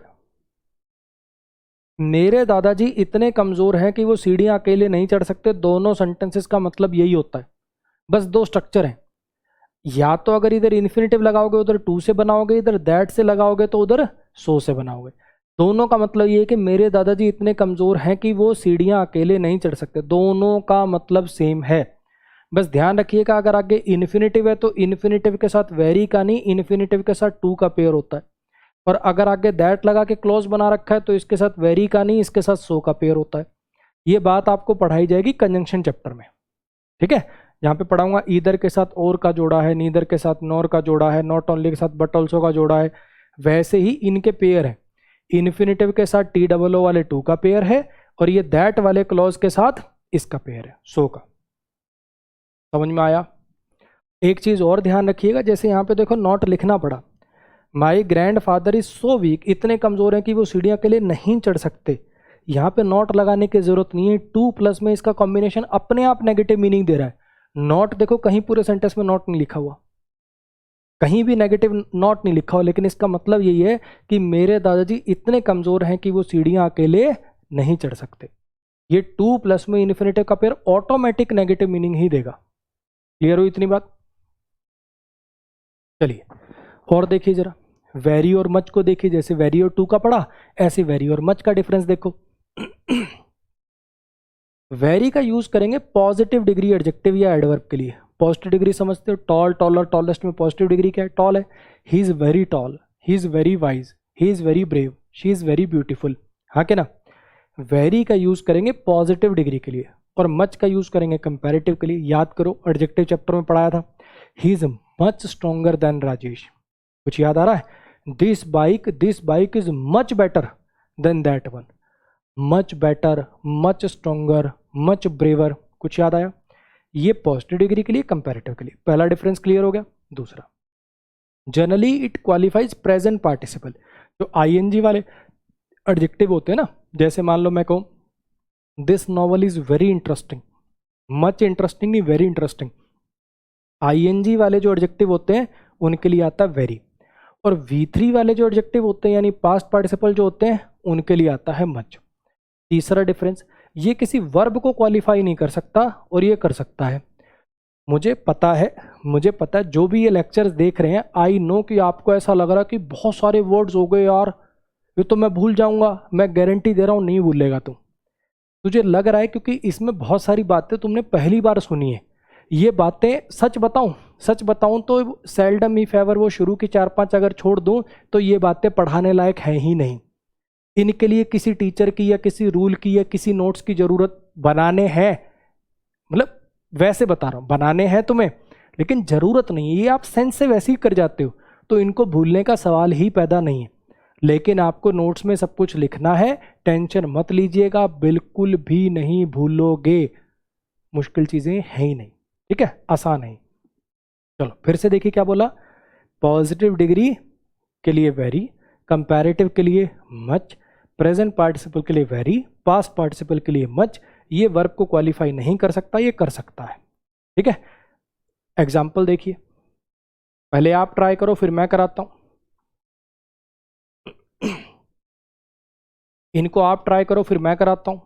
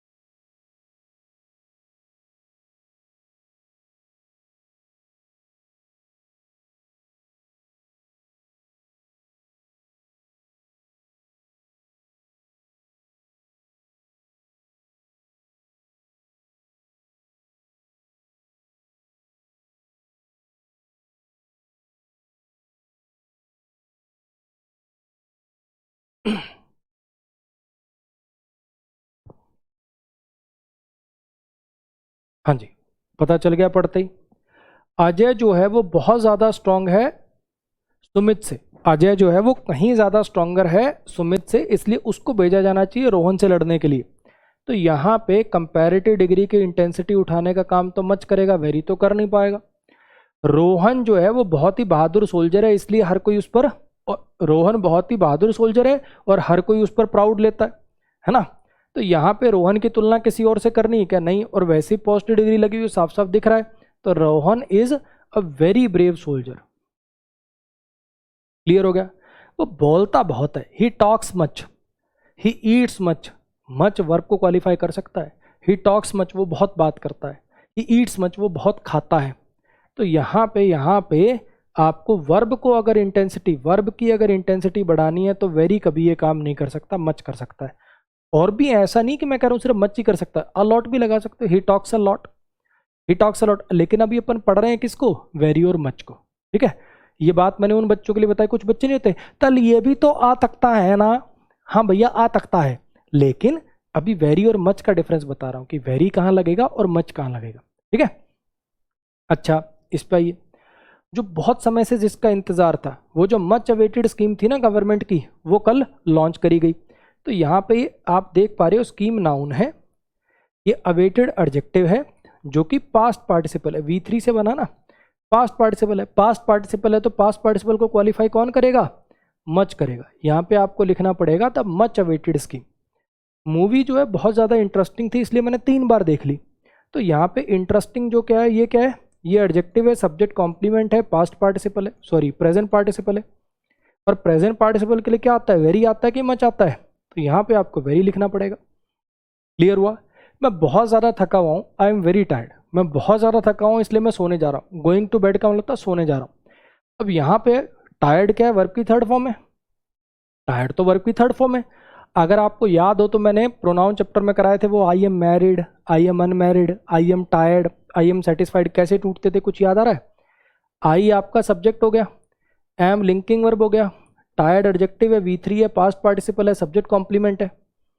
अरे हाँ के ना? टायर्ड क्या है? पास्ट पार्टिसिपल है। लेकिन फिर भी यहाँ पर वेरी एकदम ठीक है, ये नो एरर है।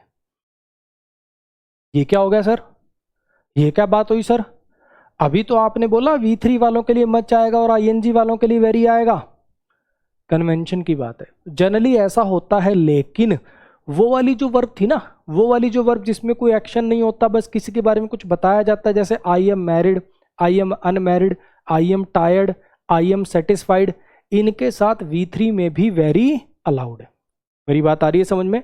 यहाँ पे आप याद कर लेना, यहाँ पे आप स्टार मार्क करके लिख लेना, ये वाली जो वर्ब होती है ना, जिसमें एक्शन बेसिकली किसी पर ट्रांसफर नहीं होता, एक्शन किसी पर ट्रांसफर नहीं होता, जैसे सेटिस्फाइड हो गई, आई एम वेरी सेटिस्फाइड, ठीक है। ये वाली जो वर्ब है जिसमें एक्शन किसी पर ट्रांसफर नहीं हो रहा, जैसे पेपर में नहीं आएगा ये, वैसे आपको बता दूंगी, एक्स्ट्रा बात बताइए, कभी रीड वीड करते वक्त कहीं परेशान मत हो जाना उसके लिए। I am very satisfied, I am tired, है ना, he is very confused, I am confused जैसे लिख देते हैं, आई एम वेरी कंफ्यूज्ड, इस टाइप वाली। ये वाली जो वर्ब है ना जिसमें एक्शन खुद पर, जैसे आई एम कंफ्यूज्ड आप लिख सकते हो ना, यानी आप इसको ऐसे समझ लो, यानी आप ऐसे समझ लो, वो वाले स्ट्रक्चर में जो लिखी जा सकती है ना, I am tired, I am satisfied, I am married, I am unmarried, I am confused, जो इस टाइप वाले लिंकिंग वर्ब के बाद जो अकेली लिखी जा सकती है ना, तो समझ जाना उनके साथ V3 होने के बावजूद वेरी अलाउड है। क्लियर होगी इतनी बात? नेक्स्ट पर जाइए, इनको देखिए जरा। एक वर्ड है एट फर्स्ट।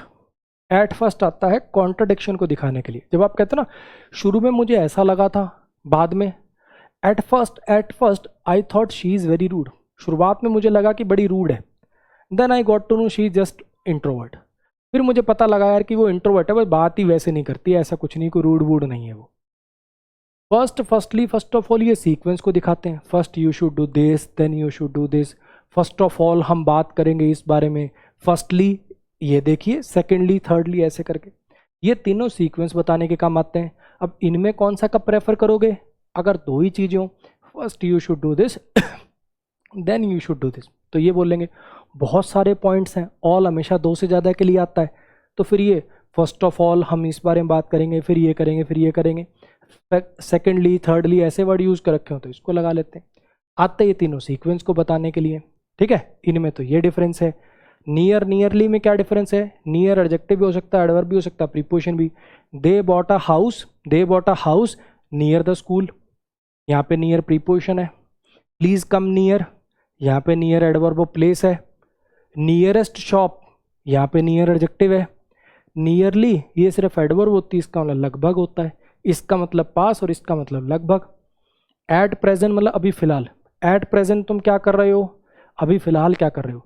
प्रेजेंटली सुनने बोलने में ऐसा लगेगा जैसे एट प्रेजेंट वाला मतलब होता है, लेकिन ब्रिटिश इंग्लिश में जो प्रेजेंटली वर्ड है ना, इसका ये वाला मतलब होता है इसका ब्रिटिश इंग्लिश में, और अमेरिकन इंग्लिश में, अमेरिकन इंग्लिश में इसका मतलब होता है एट प्रेजेंट वाला, नाउ वाला। लेकिन हम कौन सी पढ़ते हैं? हम ब्रिटिश इंग्लिश पढ़ते हैं, तो हम प्रेजेंटली का मतलब क्या निकालेंगे? वेरी सून, मतलब जल्दी ही। I will reach there presently, मैं जल्दी ही वहां पहुंच जाऊंगा। I will call you presently, मैं तुम्हें जल्दी कॉल करूँ। देखो कितना अजीब लग रहा है, क्योंकि प्रेजेंट वर्ड का तो मतलब ही होता है अभी, लेकिन ब्रिटिश इंग्लिश में इसका मतलब है जल्दी ही, और इस वजह से बहुत कंफ्यूजन भी होती है। देखो फिर से, एट प्रेजेंट आता है कॉन्ट्रडिक्शन के लिए, ये आता है सीक्वेंस के लिए। ये एडजेक्टिव है जिसका मतलब होता है पास, एडवर्ब भी बनता है, प्रीपोजिशन भी बनता है, मतलब नज़दीक दिखाने के लिए। इसका मतलब होता है लगभग, इसका मतलब होता है अभी, इसका मतलब होता है इन फ्यूचर, सून। करो ट्राई, ये सेंटेंसेस हैं, रगड़ दो इनको जरा। ये वाला सेंटेंस इंप्रूवमेंट का सवाल है, ये मैंने सेंटेंस इंप्रूवमेंट में बनाया है, एरर में नहीं बनाया है। क्यों नहीं बनाया बताऊंगा। ये वाला सेंटेंस इंप्रूवमेंट में बना रहा हूं मैं, एरर में क्यों नहीं बना रहा बताऊंगा। करो ट्राई एक बार।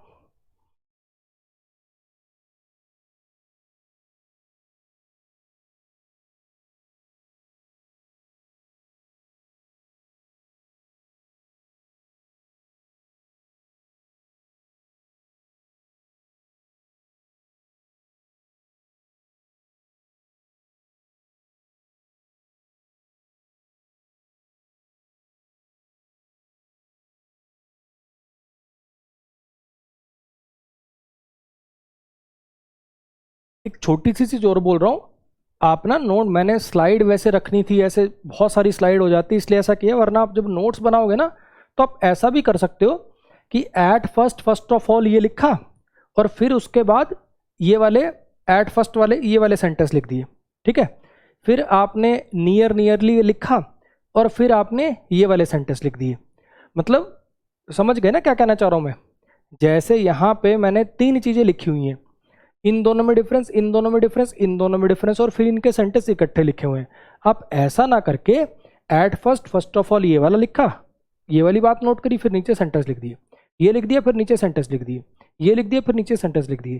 सेम ऐसे ही पूरे जहाँ जहाँ पे है उनको वैसे लिख लेना। जैसे मैंने सेल्डम इफ एवर और वो एक ही स्लाइड पे लिख दिया था लिटिल वाला, लेकिन आप ऐसे कर लेना, सेल्डम इफ एवर लिखा, उसके नीचे फिर उसके 2 सेंटेंस, फिर लिटिल इफ एनीथिंग वाली बात लिखी, फिर उसके नीचे 2 सेंटेंस, ताकि उसके बिल्कुल ऐसे कॉन्सेप्ट सेंटेंस ऐसे दिखता रहे।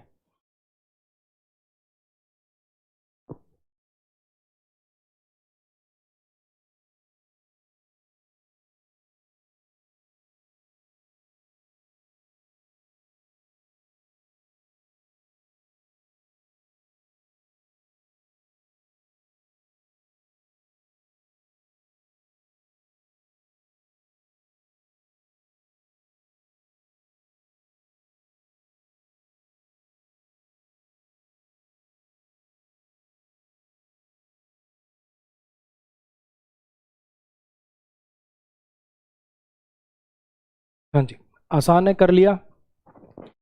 राजेश ने नज़दीक 1000 बुक बेच दी कि लगभग 1000 किताब बेच दी, तो यहाँ पे लगभग वाला मतलब देना था, तो यहाँ पे नियरली एडवर्ब लिखनी चाहिए थी आपको।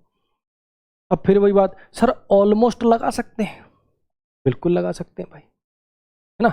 ऑलमोस्ट 1000 बुक्स कर ले, बिल्कुल लगा सकते हो, लेकिन अभी तो अपन नियरली पढ़ रहे हैं ना यार। सर अराउंड 1000 बुक्स लिख सकते हैं, हाँ भैया लिख सकते हैं। अच्छा जी, तुम्हें घर खरीदना चाहिए अपने ऑफिस के पास, रोज अपना 30-30 किलोमीटर आ रहे हो जा रहे हो, इतना टाइम तो तुम्हारा इसी में खराब हो जाता है, तो एक घर रेंट पे ले लो, एक घर रेंट पे ले लो अपने ऑफिस के पास, ताकि ये ट्रैवलिंग का तो टाइम वेस्ट ना हो तुम्हारा।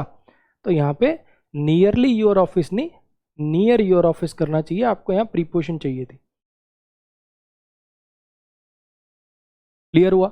अच्छा जी, मैं तुम्हें टाइप्स ऑफ एडवर्ब पढ़ा रहा हूँ, मैं तुम्हें टाइप्स ऑफ एडवर्ब पढ़ा रहा हूँ। प्रेजेंटली का तो मतलब होता है फ्यूचर में, है ना, और एम टीचिंग लिखा हुआ यानी प्रेजेंट कॉन्टिन्यूस, तो यहाँ पे प्रेजेंटली ना लिख के आपको लिखना चाहिए था एट प्रेजेंट। अब मैं बताता हूँ इसको मैंने एरर में क्यों नहीं डाला। अगर मैं इसको ऐसे स्लैश लगा दूं, सोचो, और एरर में पूछ लूं, तो ऐसा भी तो सोच सकता है ना बच्चा कि प्रेजेंटली का मतलब सर होता है सून, यानी आगे, तो यहाँ पे एम टीचिंग को काट के विल टीच ना कर दें। समझ में आई मेरी बात? अगर मैं इसको एरर में डाल दूं तो ऐसा भी तो हो सकता है ना कि बच्चा ऐसा सोचे कि भैया प्रेजेंटली का मतलब होता है इन फ्यूचर, तो यहाँ पे विल टीच नहीं आ जाना चाहिए। अब फिर बच्चा कहेगा लेकिन सर आपने एक बात पढ़ाई थी, लेफ्ट टू राइट पढ़ी जाती है, लेफ्ट टू राइट लिखी जाती है, वो बात टेंस पर एप्लीकेबल नहीं है, वो बात टेंस चैप्टर पर एप्लीकेबल नहीं हो पाएगी, क्योंकि टेंस में अक्सर क्या होता है लास्ट में दिया होता है।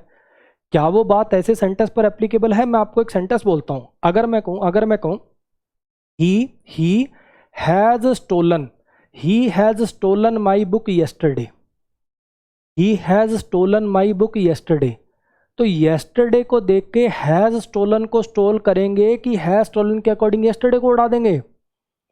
टेंस चैप्टर में ये ना टाइम लास्ट में लिखा होता है, येस्टरडे, टुमारो, वेरी सून, सो फार, येट, ये सब लास्ट में लिखा होता है।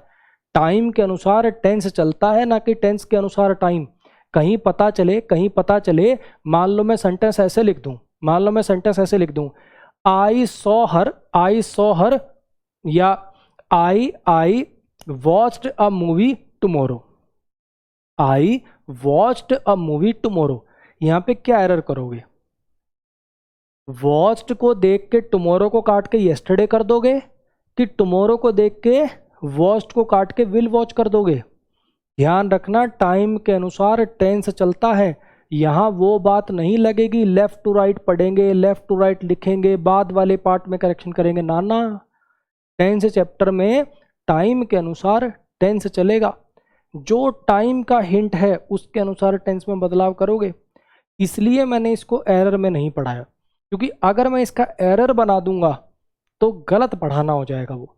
अगर ये बात एरर में आई ना, अगर ये बात एरर में आई तो ये चेंज नहीं होगा, फिर ये चेंज होगा, यहाँ विल टीच करेंगे। अगर सेम सवाल मैं एरर में बना दूं ना तो यहाँ पे प्रेजेंटली को आधार मानकर वहाँ विल टीच करना पड़ेगा। उम्मीद करता हूँ बात मेरी समझ आई होगी। इस पे आओ, पहले अंडे उबालो और फिर उन्हें पैन में फ्राई कर लो। अब यहाँ पे सीक्वेंस बताना था, सीक्वेंस बताना था तो यहाँ पे क्या लिखना पड़ेगा, फर्स्ट लिखना पड़ेगा। पहले मैंने सोचा था कि ये जो क्वेश्चन बड़ा आसान था, पहले मैंने सोचा था कि क्वेश्चन बड़ा आसान था लेकिन it was a difficult one, लेकिन ये तो मुश्किल निकला। शुरुआत में मैंने सोचा था कि क्वेश्चन बड़ा आसान था तो यहाँ कॉन्ट्राडिक्शन दिखानी है, तो यहाँ पे क्या आ जाएगा, एट फर्स्ट आ जाएगा। क्लियर होगी इतनी बात। नेक्स्ट पे देखिए, ये तो याद ही होगा यार, हार्डली, ये तो मैंने आपको पहले भी बताया था। हार्ड एडजेक्टिव भी हो जाता है, एडवर्ब भी हो जाता है। इसका मतलब होता है मेहनत से, जोर से, या जब एडजेक्टिव होता है तो सख्त, इसका मतलब होता है ना के बराबर। ये तो पहले पढ़ा चुका हूँ मैं, हाँ के ना। लाउड एक एडजेक्टिव होता है, लाउड म्यूजिक। लाउडली एक एडवर्ब होता है, दे आर टॉकिंग लाउडली। और अलाउड एक एडवर्ब होती है, प्लीज स्पीक अलाउड, थोड़ा ऊंचा बोलो। अलाउडली, लाउडली भी एडवर्ब है, ये भी एडवर्ब, दोनों फर्क क्या है, नेगेटिव सेंस में। जरूरत से ज्यादा ऊंचा बोल रहे हैं वो, लाउडली। थोड़ा ऊंचा बोलो यार, सुनाई नहीं दे रहा, अलाउड। क्लियर हुआ। स्पेशली पे आते हैं, एक बार इसको देख लो। हार्ड एडजेक्टिव भी होता है, एडवर्ब भी होता है, हार्डली सिर्फ एडवर्ब होता है, मीनिंग का गेम है इसमें। लाउड एडजेक्टिव है, लाउडली एडवर्ब है, अलाउड एडवर्ब है, दोनों एडवर्ब है। ये नेगेटिव सेंस के लिए, ये नॉर्मल, थोड़ा ऊंचा बोलो यार, करना जरा। पहले 4 करके दिखाना, पहले 4 करके दिखाना।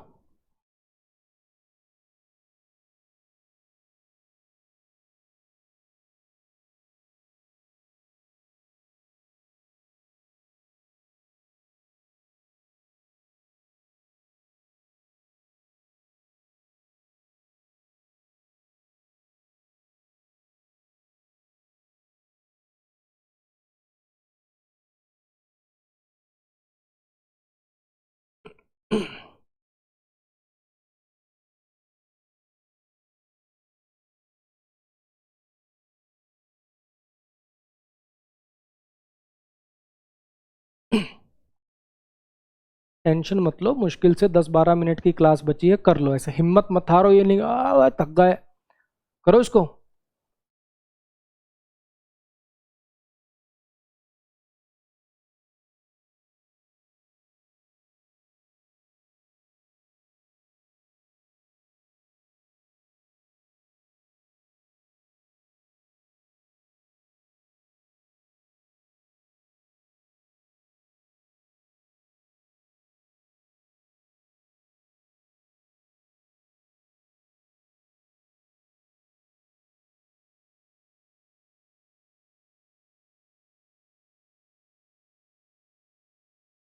चलो जी, आ जाओ। वो डैश आवाज में, वो डैश आवाज में गा रहे थे, इसलिए उन्हें उसके द्वारा डांट मारी गई। अब यहाँ पे वॉइस क्या, नाउन है। नाउन को क्वालिफाई करने के लिए क्या लगेगा, एडजेक्टिव लगेगा।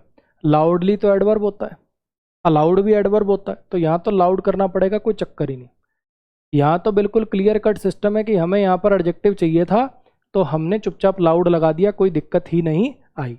थोड़ा साफ लिख देता हूँ।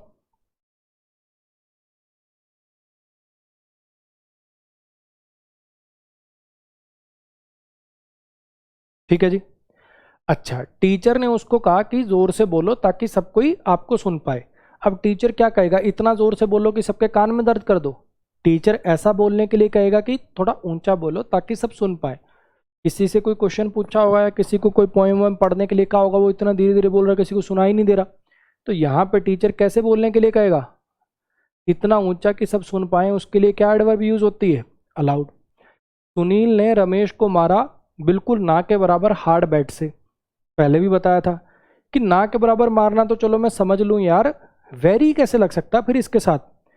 तो यहां पे हमें इस हार्डली को उठा के, सॉरी हाँ, इस हार्डली की जगह पे क्या करना पड़ेगा, हार्ड करना पड़ेगा, वेरी हार्ड करना पड़ेगा। हार्ड ही एडजेक्टिव है, हार्ड ही एडवर्ब है।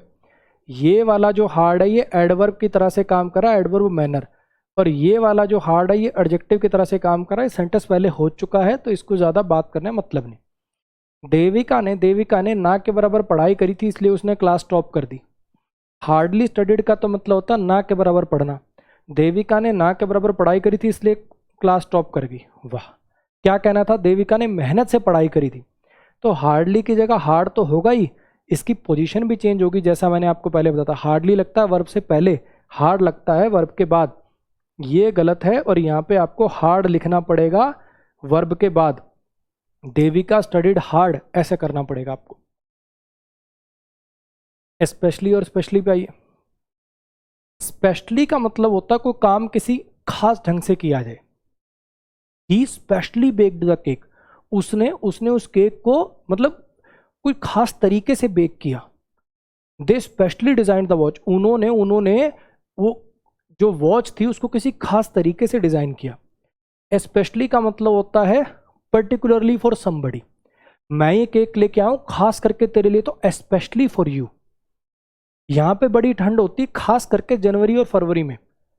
यहां पे it is bitterly cold here, यहां बहुत ठंड होती है। Specially in the months of Jan and Feb, खास करके इस टाइम पे। खास तौर से वाला मतलब देना हो तो ये, कोई एक्शन किसी खास ढंग से किया जाए तो फिर ये। समझ में आया? थोड़ा मुश्किल है आई नो, पेपर में आने की बहुत रेयर पॉसिबिलिटी है, लेकिन टेंशन मत लो, पेपर में जो सेंटेंस आएंगे वो इजी ही होंगे, आप कर पाओगे। देखो जरा इन दोनों को करना।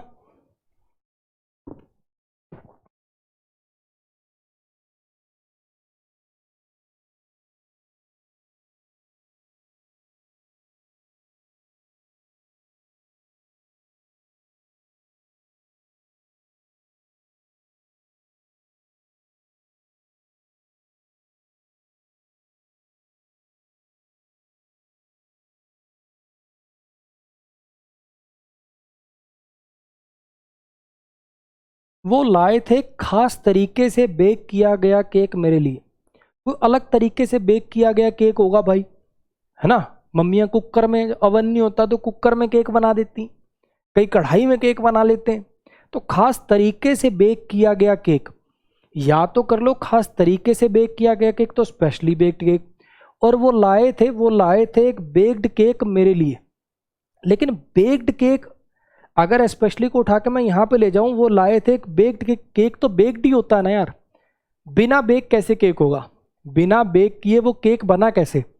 तो इसका मतलब कि स्पेशली को उठा के यहाँ ले जाने की बजाय इसी में कुछ चेंज करना बेटर रहेगा। वो एक खास तरीके से बेक किया गया केक लेके आए थे मेरे लिए, और मैं ये घड़ी खरीद के लाया हूं खास करके तेरे लिए। तो किसी पर्टिकुलर पर्सन के लिए कोई काम किया जाए खास तरीके से तो स्पेशली फॉर यू। क्लियर होगी इतनी बात? I brought this specially for you, specially तेरे लिए। I don't talk to my students, मैं अपने स्टूडेंट से बात नहीं करता, स्पेशली गर्ल्स, खास करके लड़कियों से। कहने का मतलब ये है कि अगर कोई एक्शन किसी खास तरीके से किया जाए तो ये बिना ई वाला, और अगर कोई बात कुछ पर्टिकुलर चीज पर वैलिड है, खास करके तुम्हारे लिए, खास करके उनसे, खास करके जनवरी फरवरी में, ऐसे वाले में ई वाला। क्लियर हो गया? चलो जी लास्ट स्लाइड पर आ जाइए। ऑन टाइम तो सबको पता है, टाइम पे, you should come on time, तुम्हें टाइम पे आना चाहिए। एक ये फ्रेज होता है इन टाइम, हो सकता है काफ़ी बच्चों को अजीब लगे, काफ़ी बच्चों के लिए नया है। जो हिंदी में अपन कहते हैं ना समय रहते, तुझे ये काम समय रहते कर लेना चाहिए था, के लिए यूज होता है इन टाइम। यानी जो मेन टाइम था उससे पहले ही कर लेना चाहिए था। ऑन टाइम मतलब एग्जैक्ट टाइम पर, इन टाइम मतलब उससे पहले। ठीक है? अच्छा, विद इन और बाय टाइम को समझो। अगर मान लो मैं कहूँ कि ये काम तुझे 3 दिन के अंदर अंदर करना है, तो 3 दिन एक ड्यूरेशन है, तो विद इन 3 डेज। और ये काम तुझे संडे तक करना है, तो विद इन संडे नहीं लिखोगे, संडे तक, बाय संडे, संडे तक। तो बाय और विद इन ये कंडीशन दिखाने के लिए आते हैं, बाय और विद इन कंडीशन दिखाने के लिए आते हैं, लेकिन विद इन लगता है ड्यूरेशन के केस में, और बाय लगता है पॉइंट ऑफ टाइम के केस में। ये इसके एग्जाम्पल हैं, पहले आप करिए फिर मैं कराता हूँ।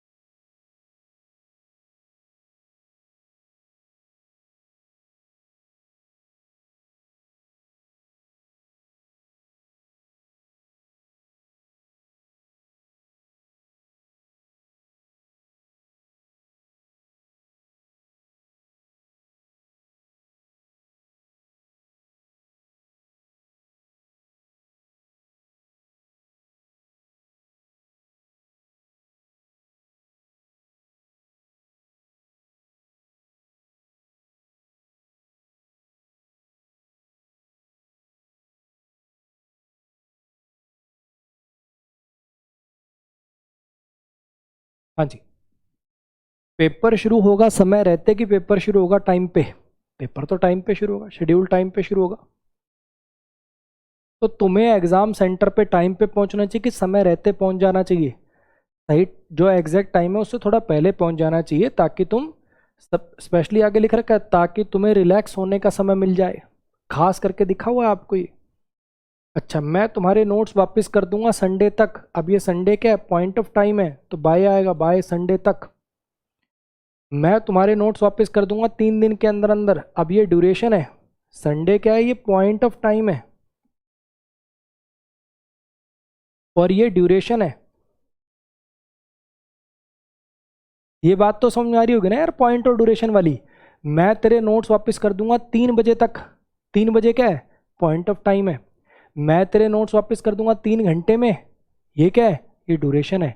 तो विद इन आएगा ड्यूरेशन में और बाय आएगा पॉइंट ऑफ टाइम में। लास्ट वाले में सोच के बताओ कौन सा आएगा, लास्ट वाले में सोच के बताओ कौन सा आएगा।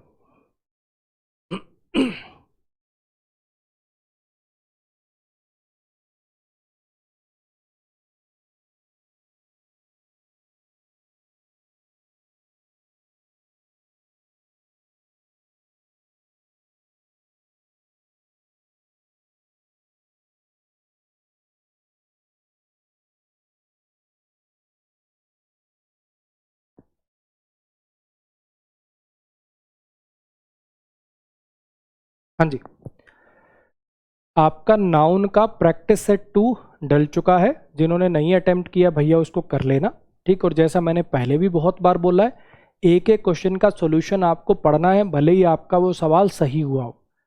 उससे अंडरस्टैंडिंग डेवलप होगी आपके अंदर। आगे जो आपको उसी कॉन्सेप्ट को जब किसी और सेंटेंस में अप्लाई होगा, उसको देखने में, ऑब्जर्व करने में वो चीज़ आपकी हेल्प करेगी। एक छोटी सी इंफॉर्मेशन, इसका जो बच्चे बाद में रिकॉर्डेड देख रहे हैं उससे कोई रिलेवेंस नहीं है। कल की छुट्टी रहेगी भाई, ठीक है, कल की छुट्टी रहेगी। जनरली थर्सडे को ऑफ होता था ना, थर्सडे ना लेके मैं वेडनेसडे को ऑफ लेके थर्सडे को क्लास लगाऊंगा, ठीक। ये बात जो बाद में रिकॉर्डेड देखेंगे उनके लिए वैलिड नहीं है। छोटी सी बात है कि कल की छुट्टी, परसों होगी क्लास, ठीक। आ जाइए पेज पे। I will return your notes, मैं तुम्हारे नोट्स रिटर्न कर दूंगा। ऑन भी ठीक है और बाय भी ठीक है। इस वाले सेंटेंस में ऑन भी ठीक है, बाय भी ठीक है। दोनों के अपने अलग अलग मतलब हैं। आप में से कोई ये वाली बात सोचे, तर पेपर में याद आए तो दोनों में ते तौनता लदाएं दे। उससे पहले ही बता दूं, पेपर में ऐसा सवाल नहीं बनेगा। ये पेपर के लिए नहीं बता रहा हूं, ये मैं आपको इसलिए बता रहा हूं कि ऑन लगाने से क्या मतलब आता है, बाय लगाने से क्या मतलब आता है। दोनों ठीक है, पेपर में नहीं आएगा ऐसे कि ये दोनों लगा के दे दे तुम्हें। दोनों के अपने अलग अलग मतलब हैं। ऑन लगाओगे तो उसका मतलब होता है संडे को वापस करूंगा, तेरे नोट्स में वापस करूंगा संडे को। बाय संडे का संडे तक कर दूंगा, हो सकता है सैटरडे को ही कर दूं, फ्राइडे को ही कर दूं, थर्सडे को ही कर दूं, लेकिन संडे लास्ट है, संडे तक कर दूंगा। संडे को करूंगा ऑन, संडे तक कर दूंगा, हो सकता है पहले कर दूं, लेकिन संडे लास्ट है, संडे तक कर दूंगा तो बाय संडे। ये इन दोनों में डिफरेंस है। क्लियर होगी इतनी बात? चलो जी, इसके साथ अपना एडवर्ब चैप्टर होता है जी खत्म। एक छोटा सा एडवर्ब से ही रिलेटेड टॉपिक है इंटरजेक्शन, अपना इन्वर्जन, वो करेंगे अपनी नेक्स्ट क्लास में। एक और बड़ा इंटरेस्टिंग टॉपिक है जिसका नाम है mood, subjective mood. Subjective mood अलग अलग टाइप के होते हैं, एक तो इमेजिनेशन का होता है, एक प्रेजेंट सब्जेक्टिव करके टॉपिक है, वो भी अपनी नेक्स्ट क्लास में ही अपन करेंगे, ठीक है।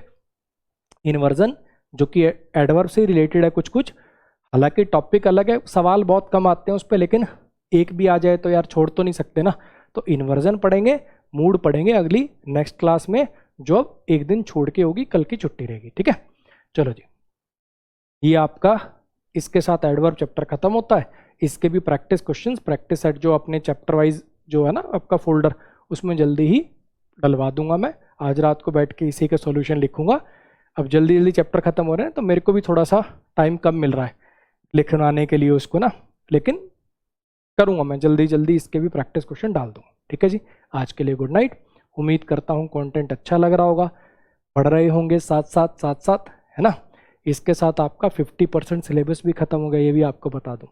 अगर आप यहाँ तक आ गए हैं तो 50% ग्रामर आपकी पूरी हो गई है, ठीक। आगे नंबर ऑफ चैप्टर आगे ज़्यादा बचे हो सकते हैं, लेकिन जो ड्यूरेशन है, जो कॉन्सेप्ट, अगर मैं नंबर ऑफ कॉन्सेप्ट्स की बात करूं तो 50% आज खत्म हो चुके हैं। तो अगर आप यहाँ तक आ गए हैं तो अपने आप को थोड़ी शाबाशी दीजिए कि हाँ भैया आधा कवर कर लिया, अब आधी ही जंग बाकी है ग्रामर में। तो ठीक, आज के लिए गुड नाइट।